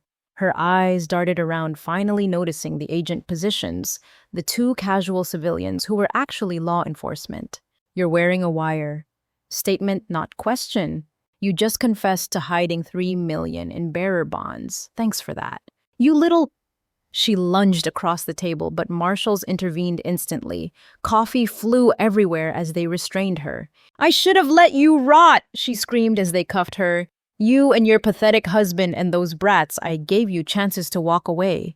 This is your fault. All of it. You made me do this. They dragged her out as she continued screaming threats and blame. Patrons stared. Someone filmed on their phone. Tomorrow's headlines wrote themselves. Agent Chen helped me remove the wire in a private office. Outstanding work. She gave us everything. The bonds, the threats, the conspiracy with Morrison. This adds 20 years to her sentence minimum. She really would have hurt my children, I said numbly, her own nephew and niece. She would have destroyed them to save herself. People like her don't see others as family. They see assets or obstacles. He sealed the wire in an evidence bag. You did the right thing. Your children are safe now. But were they? As I exited the federal building, I spotted a familiar figure, Kyle Morrison, out on bail, watching from across the street. He didn't approach, didn't threaten, just watched. A reminder that Nora was part of something bigger. My phone rang. Grace panicked. And there's been an incident at the zoo. Tommy's fine, but... I ran. Actually ran through downtown traffic, reaching the zoo in record time. Police cars clustered at the entrance. My children sat in the back of an ambulance, Tommy holding a bloodied paper towel to his nose. What happened? A man tried to grab Sarah, Grace explained quickly. Said he was her uncle, that there was a family emergency. Tommy recognized him from photos. Kyle Morrison. He fought back, gave Sarah time to run. My 10-year-old had fought an adult criminal to protect his sister. Pride and terror warred in my chest. Did good, Mom, Tommy said, voice muffled by the paper towel. Remember the self-defense moves from shelter class? Knee to groin, stomp on foot, run, and yell. He didn't expect a kid to fight dirty. The police arrested Morrison, an officer confirmed. Violation of bail conditions, attempted kidnapping. He's not getting out again. That evening, the shelter felt like a fortress. Agent Chen posted security. Families formed protective circles around us. The news played footage of Nora's arrest, her threats against children sparking universal outrage. "Are we safe now?" Sarah asked at bedtime. "Safer," I admitted. "Aunt Nora and her bad friend are locked up, but we still need to be careful until the trial is over." "Will we have to be careful forever?" Tommy wondered. "No, baby, just until justice is done. Then we start our new life, our real life." "Phoenix Tech life," Sarah said firmly, rising from ashes. As they slept, I sat vigil. Today, I'd faced my sister's evil, directly watched my son defend his sister, seen how deep the corruption ran. But I'd also seen justice work, seen community protection activate, seen my children's strength exceed my wildest hopes. Nora thought she'd broken us. Instead, she'd forged us into something unbreakable. Tomorrow would bring more challenges, trials, testimonies, rebuilding. But tonight, my children slept safely while their aunt faced the consequences of her choices. The sting was over. The real fight for justice was about to begin. The trial began on a crisp October morning, 6 months after Mark's death. The federal courthouse buzzed with media and protesters holding signs, "Justice for fraud victims" and "Families over fortune." I stood with my children on the courthouse steps, both of them insisting on attending despite my concerns. "We need to see it end," Tommy had argued with wisdom beyond his 11 years. "We need to know the bad guys don't win." Inside the courtroom filled with victims, Maria sat in the front row, her business suit donated but dignified. My parents huddled in back, having earned limited forgiveness through months of consistent support and therapy. Diana Walsh covered the trial for her network, having become an advocate for white-collar crime victims. Nora entered in shackles, federal marshals flanking her. Orange had become her permanent color palette. She'd lost weight, her designer glow replaced by institutional pallor. When our eyes met, I saw something that might have been regret. Or maybe just regret at being caught. The prosecution opened with devastating precision. James Martinez laid out the conspiracy like a prosecutor teaching a master class. Financial records appeared on screens. The systematic theft, the shell companies, the offshore accounts. Mark's video played Nora's threats echoing in the silent courtroom. Several jurors wiped away tears. "This wasn't just theft," Martinez declared. "It was psychological torture. Nora Thompson weaponized family trust. She didn't just steal money, she stole future security, and in Mark Thompson's case, she stole a life." Kyle Morrison had already pled guilty, turning state's evidence in exchange for a reduced sentence. He testified via video link from protective custody detailing the entire operation. Robert Kimura, the elder fraud kingpin, had been captured in Singapore. The network was collapsing and Nora was the last domino standing. Her defense was pitiful. Her lawyer, a public defender after her assets were frozen, tried to paint her as a small player manipulated by Morrison and Kimura, but the evidence was overwhelming. Email trails, recorded conversations, forged documents with her digital fingerprints all over them. Then came victim testimony. One by one, families shared their devastation. The elderly couple who lost their retirement and now lived in their car. The single mother whose children's college funds vanished. The small business owner who trusted his sister-in-law and lost everything. I testified last. For 2 hours, I detailed our story. The friendship that became exploitation. The loans that became theft. The stress that became a heart attack. Sarah's artwork was entered as evidence. Her therapy paintings showing our journey from home to homelessness. Tommy's repair business records demonstrated a child trying to support his family because adults had failed them. Nora didn't just steal from us, I concluded. She orphaned my children, homeless them, and then threatened them when we sought justice. She's not a misguided family member. She's a predator who happened to share our DNA. The defense's cross-examination tried to paint me as vindictive, suggested Mark had hidden addictions, implied I'd known about and benefited from the investments. Each allegation crumbled against documented evidence. Jennifer had prepared me well. Isn't it true you're receiving priority in the civil settlements? The defender pressed. Because my husband died gathering evidence against your client, I responded. Priority born from tragedy isn't privilege. On day 3, a surprise witness appeared. Dad took the stand using his cane to navigate to the witness box. His testimony wasn't legally necessary, but Martinez had allowed it for impact. I failed my family, Dad began, voice steady despite emotion. Nora convinced me my daughter was a threat. My son-in-law an addict. I chose lies over loyalty. Locked my grandchildren out in the rain after their father's funeral. He looked directly at the jury. That's what Nora does. She doesn't just steal money, she poisons families, makes parents betray children. If I could take it back, his voice broke. But I can't. All I can do is testify to her evil and beg forgiveness I don't deserve. The courtroom was silent except for muffled sobs. Even the court reporter paused, affected by raw honesty. Nora stared at Dad with something like shock. Perhaps she'd never expected him to break free from her manipulation. Closing arguments brought everything full circle. The defense made a weak plea for mercy, suggesting mental health issues and family dysfunction. Martinez countered with PowerPoint slides showing the scope of destruction. 43 families financially ruined, one man, dead children, homeless. Nora Thompson had every advantage, he stated. Education connections, family support. She chose to use those gifts for evil, chose to prey on trust, chose greed over love. The law demands she face the consequences of those choices. The jury deliberated for only 4 hours. As they filed back in, Sarah grabbed my hand. Tommy straightened his second-hand suit jacket. The shelter families who'd attended leaned forward collectively, guilty on all counts. The words echoed like justice itself. Wire fraud, money laundering, racketeering, conspiracy, elder abuse. Guilty, guilty, guilty. 47 counts total. Nora swayed but didn't fall her last moment of composure before reality hit. Sentencing came 2 weeks later. The courtroom was packed again, victims reading impact statements. My children had written letters the judge read aloud. My aunt killed my daddy with stress and sadness. She should stay in jail until she learns that family means love, not money. Sarah, age 9. She didn't just steal our money, she stole our trust in people.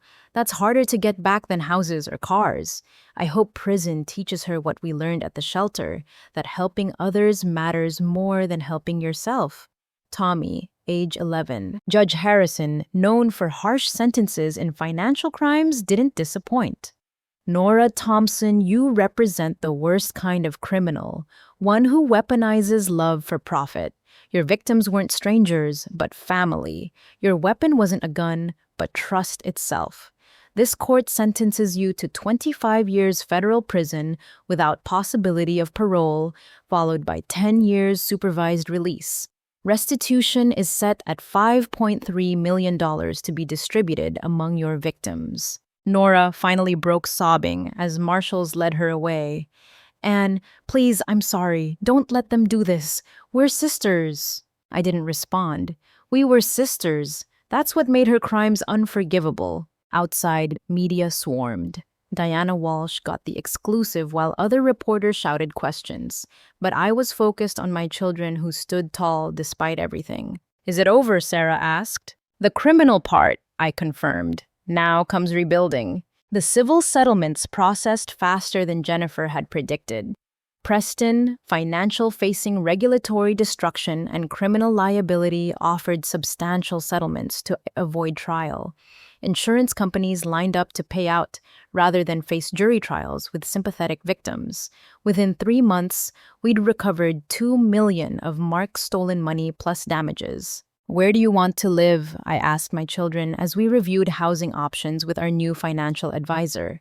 Maria, who'd gotten her life back together and started a practice specifically for fraud victims. Near the shelter, Tommy said immediately, so we can keep helping. And near good schools, Sarah added practically, but not too fancy. Fancy people sometimes forget what matters.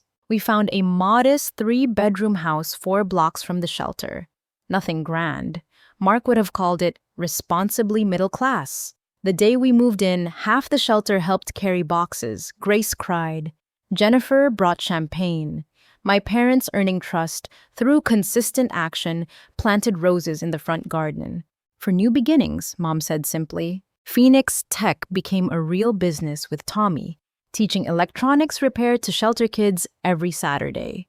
Sarah's art program received a grant to expand citywide. I took a job as a shelter's assistant director, helping families navigate the system I'd learned too well. The documentary about our story won an Emmy. Diana donated the award to the shelter where it sits in Grace's office. Below a sign, "Rock bottom is just foundation for building higher." 6 months after the trial, we visited Mark's grave for the first time with money for proper flowers. The headstone read, "Beloved husband and father, his truth set us free." "Hi, Daddy," Sarah said, arranging daisies she'd picked. "Aunt Nora's in jail for a long, long time. We're okay now. Tommy's business is doing good and I got an A in art." Mommy smiles again sometimes. Tommy added his own update about school, the shelter, how he was teaching Grandpa to solder. I stood silent, feeling Mark's absence like a physical ache, but also feeling something else. Pride. We'd survived. More than survived, we'd transformed destruction into purpose. "We did it," I whispered to the stone.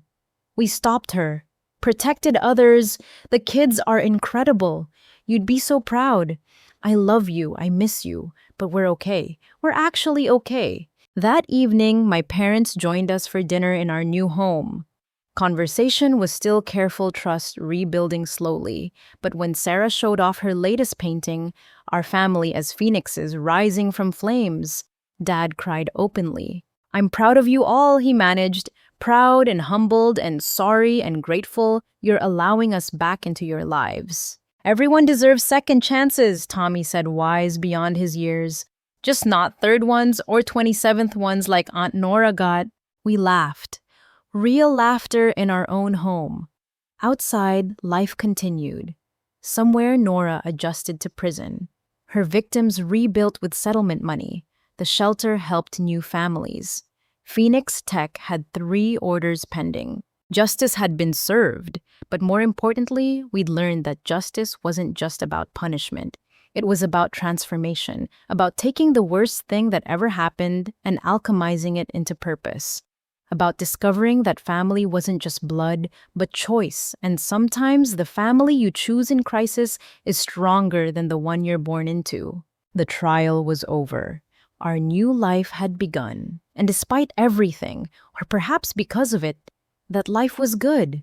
6 months after moving into our new home life had developed a rhythm I'd never imagined possible. Morning Sundays meant shelter volunteering.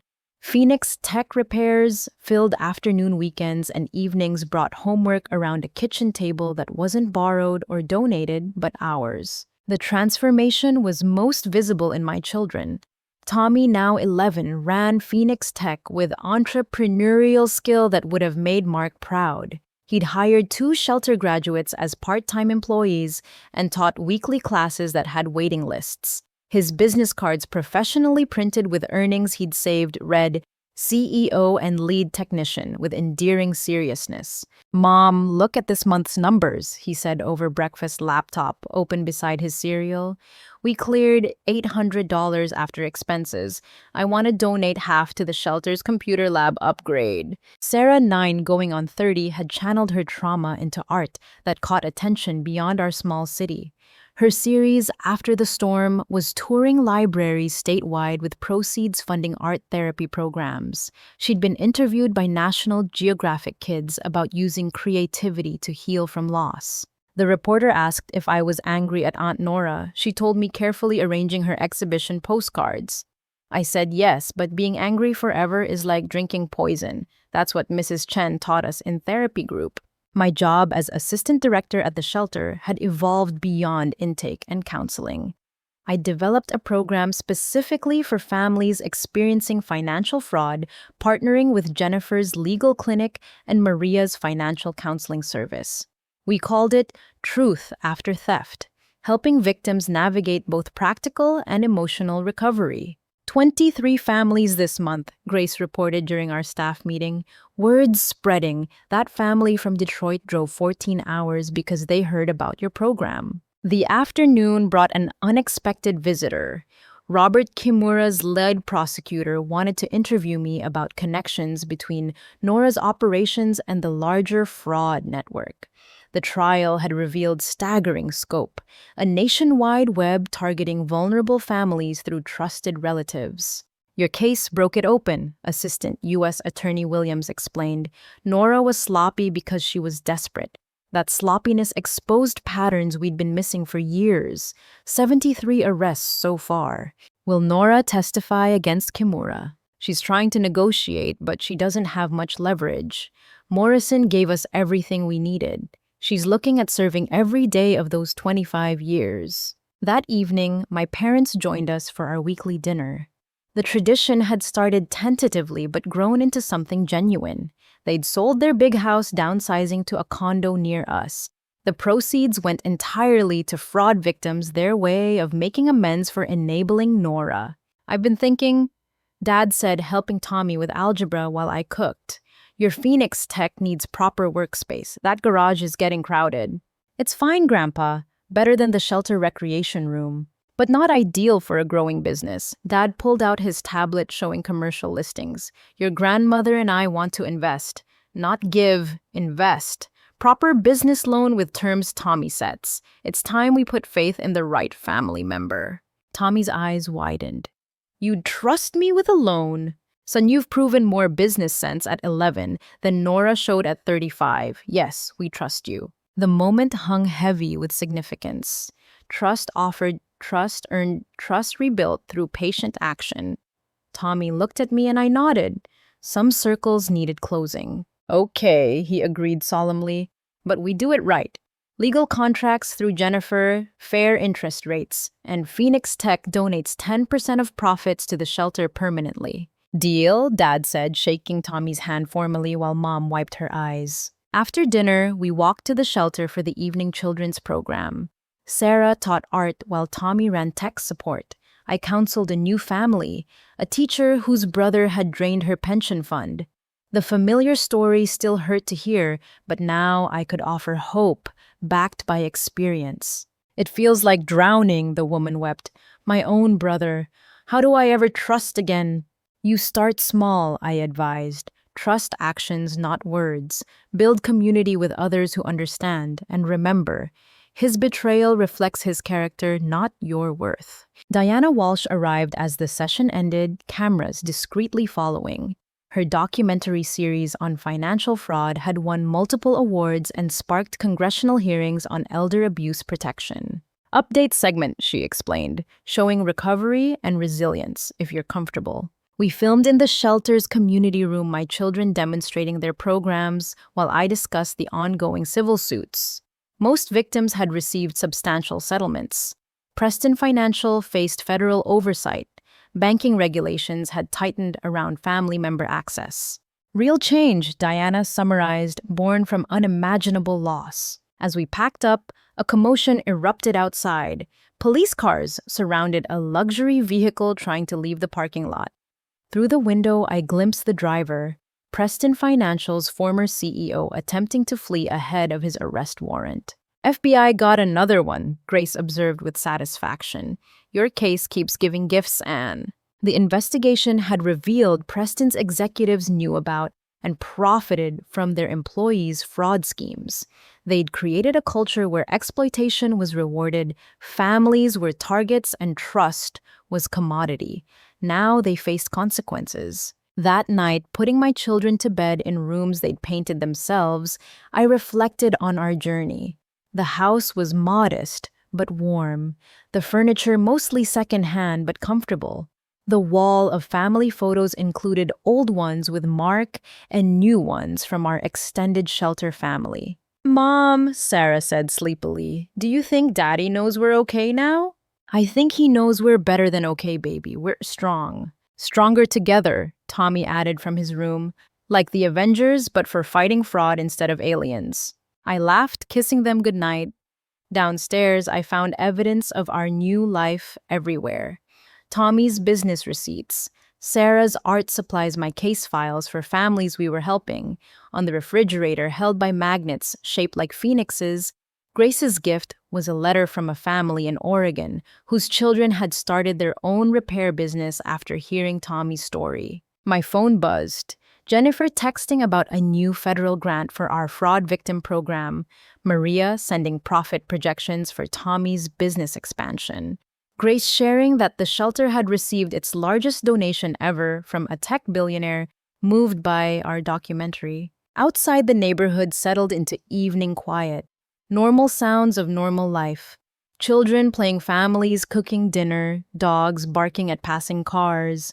We'd fought so hard to return to ordinary, only to discover we'd transformed into something extraordinary. The doorbell rang. My elderly neighbor, Mrs. Rodriguez, stood with a covered dish. "Enchiladas," she said simply. "Heard you had a long day at the shelter. Thought you might appreciate not cooking tomorrow." "Thank you," I managed past the lump in my throat. "Neighbors help neighbors," she replied. "You taught us that. Your family going through hell but still helping others. It changed this whole street. We look out for each other now." After she left, I sat on our front step breathing night air that smelled like hope. 9 months ago, we'd stood in the rain, locked out and abandoned. Now we had home purpose community. Not the life we'd planned, but perhaps the life we were meant to live. My phone rang, an unknown number, but I recognized the voice immediately. "Anne, it's Nora." My blood chilled. "You're not supposed to contact me." "I know, I'm sorry. I'm using my cellmate's phone. I needed you to know. I'm getting help. Real help. Therapy for narcissistic personality disorder. I'm finally understanding what I did to everyone. To you. To Mark. To Mom and Dad. Why are you telling me this? Because I need you to know that I know. I killed my brother-in-law. I destroyed my family. I orphaned children for money." Her voice broke. "There's no forgiveness for that. I'm not asking for any. I just wanted you to know that I finally see myself clearly, and I'm sorry. I'm so desperately sorry." The line went dead. I sat stunned, processing. Nora showing genuine remorse. Understanding consequences, or just another manipulation? "Who was that?" Tommy asked from the doorway, always protective. "Aunt Nora, she says she's sorry." He considered this. Do you believe her? "I don't know, maybe? People can change, even people who did terrible things, but that doesn't mean we let them back into our lives." "Good," he said firmly, "because we already have all the family we need." He was right. Family sprawled beyond blood now. Grace and Maria and Jennifer, the shelter families who'd become aunts and uncles to my children, the neighbors who'd embraced us, the community we'd built from ashes. Tomorrow would bring new challenges, more families seeking help, more corruption to expose, more healing to facilitate. But tonight, in our small, warm house with my children safe and our future secure, I felt something I hadn't experienced since before Mark's death. Peace. Not the absence of struggle, but the presence of purpose. Not the erasure of pain, but the transformation of it into power to help others. We'd been broken and rebuilt, scattered and gathered, destroyed and reborn. Like phoenixes indeed, rising not in spite of the ashes, but because of them. Stronger, wiser, and infinitely more compassionate than we'd been before the burning. The porch light attracted moths dancing in desperate circles. I turned it off, sending them to find light elsewhere.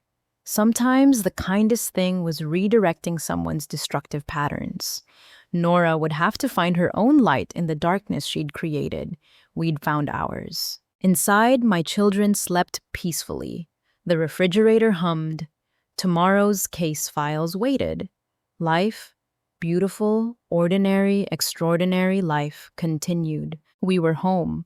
1 year after that terrible night in the rain, I stood at the podium in the shelter's gymnasium, looking out at a crowd that would have been unimaginable in our darkest days. Reporters filled the back rows. City officials sat in the front. But most importantly, families, dozens of families who'd found hope after fraud, packed the middle sections. Welcome to the dedication of the Mark Thompson Center for Family Financial Protection. I began, my voice steady despite the emotion. A year ago, my children and I stood locked out of my childhood home in the rain, having just buried my husband. Today, we stand in a place of hope, surrounded by family we chose and purpose we built from pain. Behind me, a blue ribbon stretched across double doors leading to the new wing. Tommy and Sarah flanked me dressed in their best clothes, purchased with their own earnings, not donated. They'd grown so much, not just in height, but in wisdom far beyond their years. The center represented everything we'd learned. Free legal consultation offices where Jennifer and her team would help fraud victims. Financial counseling rooms where Maria would teach families to rebuild. Computer labs where Tommy would run his expanded Phoenix Tech training program. Art therapy studios where Sarah's program would help children process trauma through creativity. My husband, Mark, died believing in truth and justice, I continued. He gathered evidence against those who prey on family trust even as the stress destroyed his heart. Today we honor his sacrifice by ensuring no family faces financial predators alone. Grace spoke next, sharing shelter statistics that showed our impact. 300 families helped. $15 million recovered through legal action. 42 fraud rings exposed.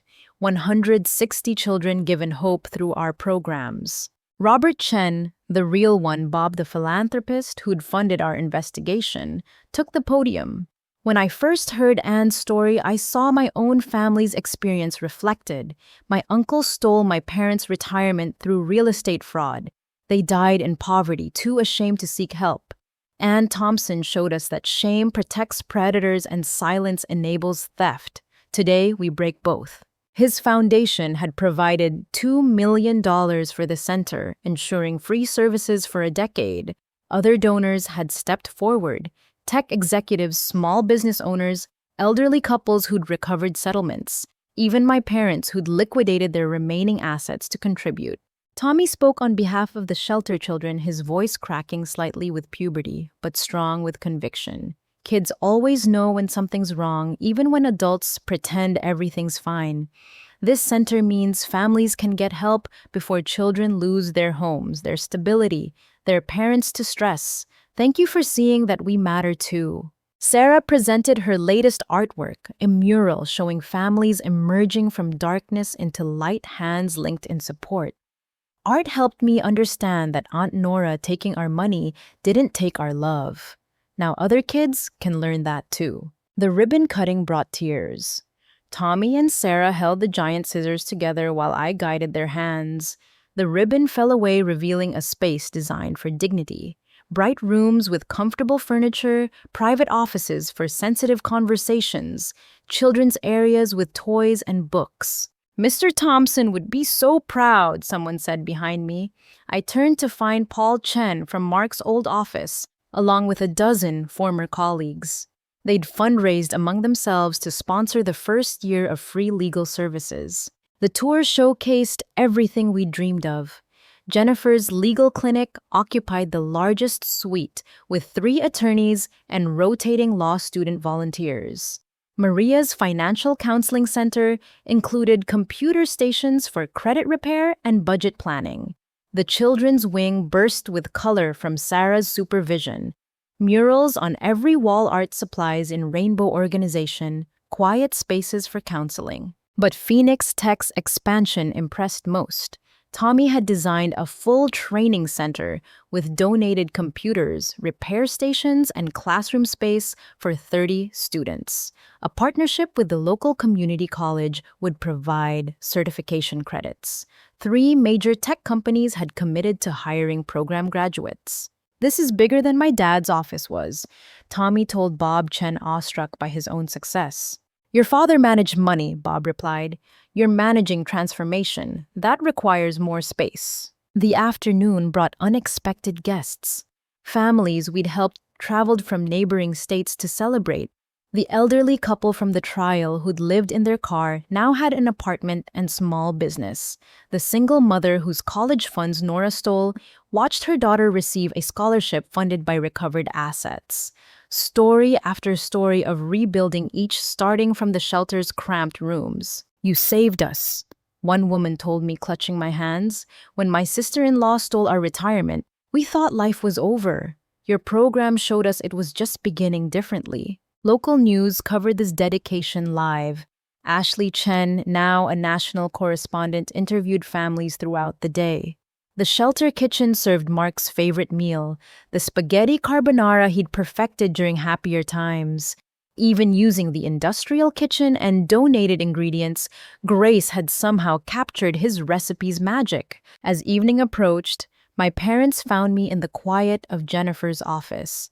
They'd aged dramatically but found peace in purpose. Dad's stroke had slowed him physically but sharpened his emotional clarity. Mom's perfectionism had softened into genuine care. "We have something for you," Mom said, producing an envelope. Inside, a check for $500,000. "Your inheritance," Dad explained. "We're redoing our wills, leaving everything to charity except this. It was always meant for you before Nora poisoned us against truth." "I can't accept this," I protested. "The center has funding," Mom interrupted gently. "This is for you and the children.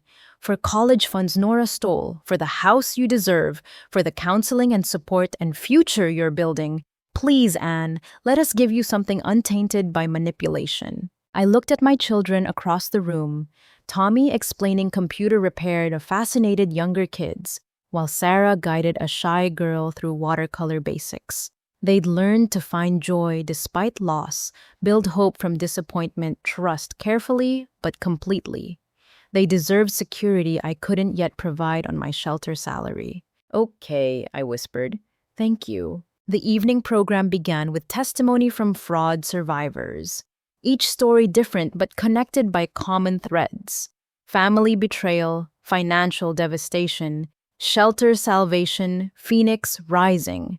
Diana Walsh premiered a short film about financial fraud's hidden victims, featuring anonymized stories that represented millions nationwide. Then came the surprise. Grace called me back to the podium for a special presentation. The shelter board had voted unanimously to promote me to Director of Family Protection Services, a new position overseeing all fraud victim programs. The salary would let us move to a better school district while staying close enough to serve our community. "You built this from nothing but pain and determination," Grace said, presenting the contract. "Now make it permanent. Help us reproduce this model nationwide." As I signed, the crowd erupted. My children rushed the stage, hugging me fiercely.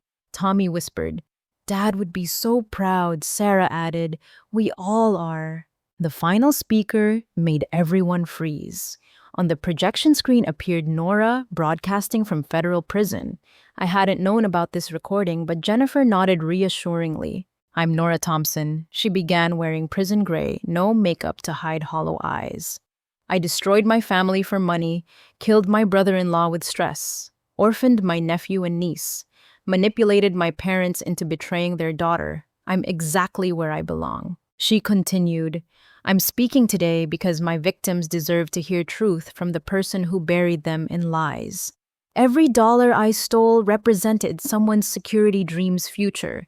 I traded family love for offshore accounts now frozen by justice. I have 24 more years to think about that trade." Her voice broke. "To my nephews and niece, Sarah, who I know are listening, your father was a good man who loved you more than life itself. Your mother is a hero who rebuilt from ashes I created. You are miracles who found strength in suffering I caused. I'm sorry means nothing against such harm, but I'm sorry forever." The recording ended. Silence held until Sarah said clearly, "We forgive her, not for her, for us." Carrying hate is too heavy when you're trying to fly. The wisdom of a 9-year-old who'd learned forgiveness didn't mean forgetting that releasing poison didn't mean accepting the poisoner back. The crowd applauded her grace. As the dedication wound down, families lingered reluctant to leave this space of hope. Children painted in Sarah's studio. Adults signed up for financial counseling. Phoenix Tech's first official class filled within minutes. Standing in the center's main lobby, I watched our community. Built from crisis, bonded by survival, strengthened by service. Mrs. Patterson from the old neighborhood chatted with Maria about preventing elder fraud. Grace trained new volunteers who'd arrived seeking help months ago. Jennifer's team prepared for tomorrow's influx of cases. Mom, Tommy said, appearing with his business ledger, Phoenix Tech's dedication day, sales totaled $1,200. I want to use it to create the Mark Thompson Memorial Scholarship for kids learning electronics repair. Your dad would love that, I managed through tears. Also, Sarah added, the art program raised 800 selling dedication day paintings. We're buying supplies for every shelter kid who wants to make art. My children who'd lost everything couldn't stop giving back. They understood what I'd taken months to learn. True wealth lived in connection, not accounts. Security came from community, not money. Family extended far beyond blood. As we prepared to leave, I stopped at the memorial plaque by the entrance. Mark's photo smiled beside text we'd carefully chosen in memory of Mark Thompson, whose courage and truth inspired justice, and whose love in life continues through service. When one door closes, build a house where everyone is welcome. Ready to go home? I asked my children. In a minute, Tommy said. Just want to check tomorrow's repair appointments. We have 6 scheduled already. And I promised to help Grace's granddaughter with her art project, Sarah added. Home could wait. Here in the center born from our loss, my children had found their life's work before they'd finished elementary school. They served with joy that would have seemed impossible that night in the rain. Anne, a voice called. A young woman approached hesitantly holding a small child. I'm Rachel Morrison, Kyle Morrison's ex-wife. He stole everything before he got arrested. We're at the shelter now. Grace said you might help. I looked at this new victim of familiar crimes, seeing myself 1 year ago. Desperate, ashamed, clinging to dignity's last threads. Behind her, more families waited, each carrying stories of betrayal and loss, each hoping for what we'd found. Of course we'll help, I said, guiding her inside. Let's start with getting you connected with Jennifer for legal help. Sarah, could you show this young lady the art room? Tommy, check if Ms. Rachel needs any devices repaired. My children sprang into action. Natural helpers shaped by hardship into healers. As I led Rachel to Jennifer's office, passing through spaces designed for dignity and recovery, I thought about circles closing and opening. 1 year ago, we'd stood in the rain, locked out and broken. Today, we held the keys to helping thousands of families avoid our fate. We'd lost a fortune in money, but gained a fortune in purpose. Lost blood family to greed, but gained chosen family through service. The center hummed with activity as night fell. Tomorrow would bring new case, fresh pain. More families learning that love and money mixed into poison when greed stirred the pot. But tonight, in this place, built from our ashes, hope had a permanent address. Thank you, Rachel whispered as Jennifer took her case. I thought my life was over. It's not over. I promised, remembering Grace's words to me, it's just beginning differently, and different can be beautiful. Outside Phoenix Tech's neon sign, Tommy's first major business purchase, glowed against darkness. Sarah's mural caught security lighting, making painted families seem to move from shadow into sunshine.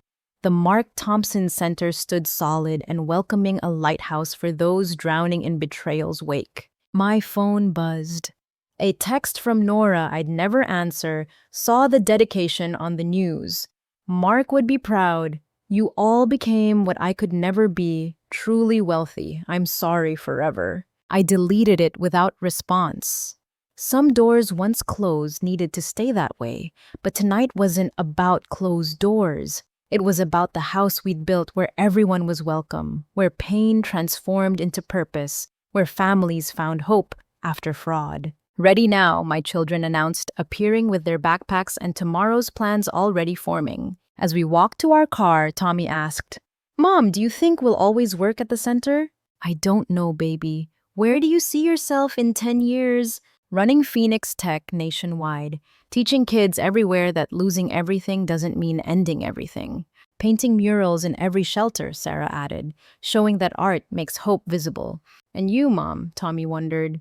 I considered the question. Where did I see myself? The answer, clearly right here.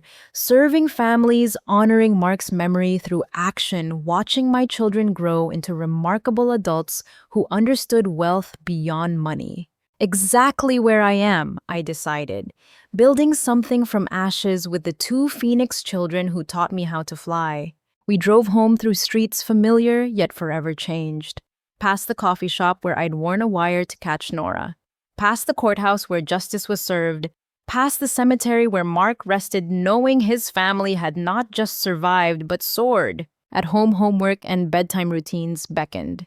Normal life extraordinary in its ordinariness. As I tucked Sarah in, she whispered, "Today was perfect, wasn't it?" "Yes, baby, today was perfect. Even though Daddy couldn't be there, he was there, sweetheart. In every family we helped, every child who learned from Tommy, every picture you painted, love doesn't die, it transforms into legacy." Later, alone in my room with Mark's photo on the nightstand, I opened my laptop to write tomorrow's schedule. 14 new families seeking help, 3 legal consultations, 2 Phoenix Tech classes, 1 art therapy session, a reporter wanting to discuss national expansion. The work never ended. Neither did the gratitude. We'd taken the worst thing that ever happened and alchemized it into purpose. Found meaning in meaninglessness. Built beauty from brutality. A soft knock interrupted my planning. Tommy and Sarah entered carrying hot chocolate. A tradition started in the shelter when sleep eluded us. "Couldn't sleep?" I asked, making room on the bed. "Too excited," Tommy admitted. "Keep thinking about all the kids who'll learn repair skills." "And all the families who won't be alone," Sarah added. We sat together, my remarkable children and I, planning futures that would have seemed impossible 1 year ago.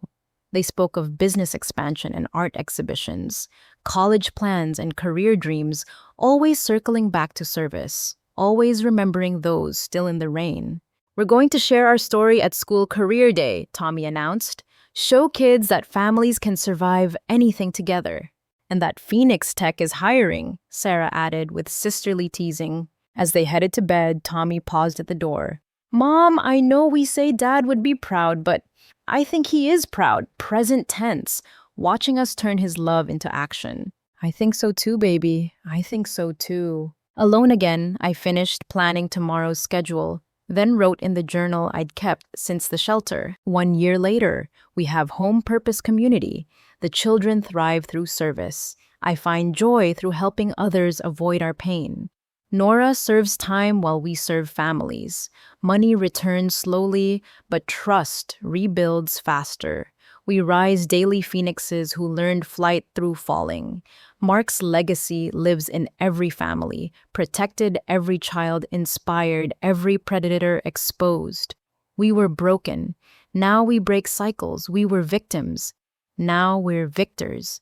The rain that night washed away everything except what mattered. Each other. For that terrible gift, I am finally fully grateful. I closed the journal and looked out at stars visible despite city lights. Somewhere, families slept peacefully, unaware that tomorrow might bring betrayal. But also somewhere our center stood ready, born from loss, but built for hope. The story that began with locks and rain had become something bigger, a movement, a model, a beacon for those lost in financial fraud's wilderness. We'd proven that predators might steal money but couldn't steal character. That family meant more than blood, that rising from ashes wasn't metaphor but daily choice. Tomorrow would bring challenges, always did, but tonight in a home earned through courage and community with children who transformed trauma into triumph, I felt the peace of purpose fulfilled. We'd come full circle, from that locked door to holding keys for others, from isolation to community, from victims to protectors, from a family destroyed to a family that helped rebuild hundreds. In the end, Nora had been wrong about everything. Widow problems became society's solutions. Locked out children became locksmiths for hope.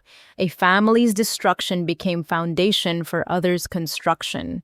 And somewhere, I was certain Mark smiled. If you've ever faced betrayal by someone you trusted, especially family who chose greed over love, how did you find strength to rebuild? What helped you transform pain into purpose? Your story might be exactly what another viewer needs to hear today. Please share your experience in the comments below. Our community grows stronger when we support each other. If this story touched your heart, please like and subscribe to hear more stories of families rising from life's ashes. Share this video with anyone who needs reminder that rock bottom is just foundation for building higher. Remember, you're never alone in the rain. Somewhere, someone is building shelter. Sometimes the family that saves you is the one you choose, not the one you're born into. Keep rising, phoenixes. Your flight inspires others to spread their wings. Until next time, hold your loved ones close. Trust actions over words, and remember, true wealth lives in connection, not accounts. With love and hope for your journey, Anne and the Phoenix family.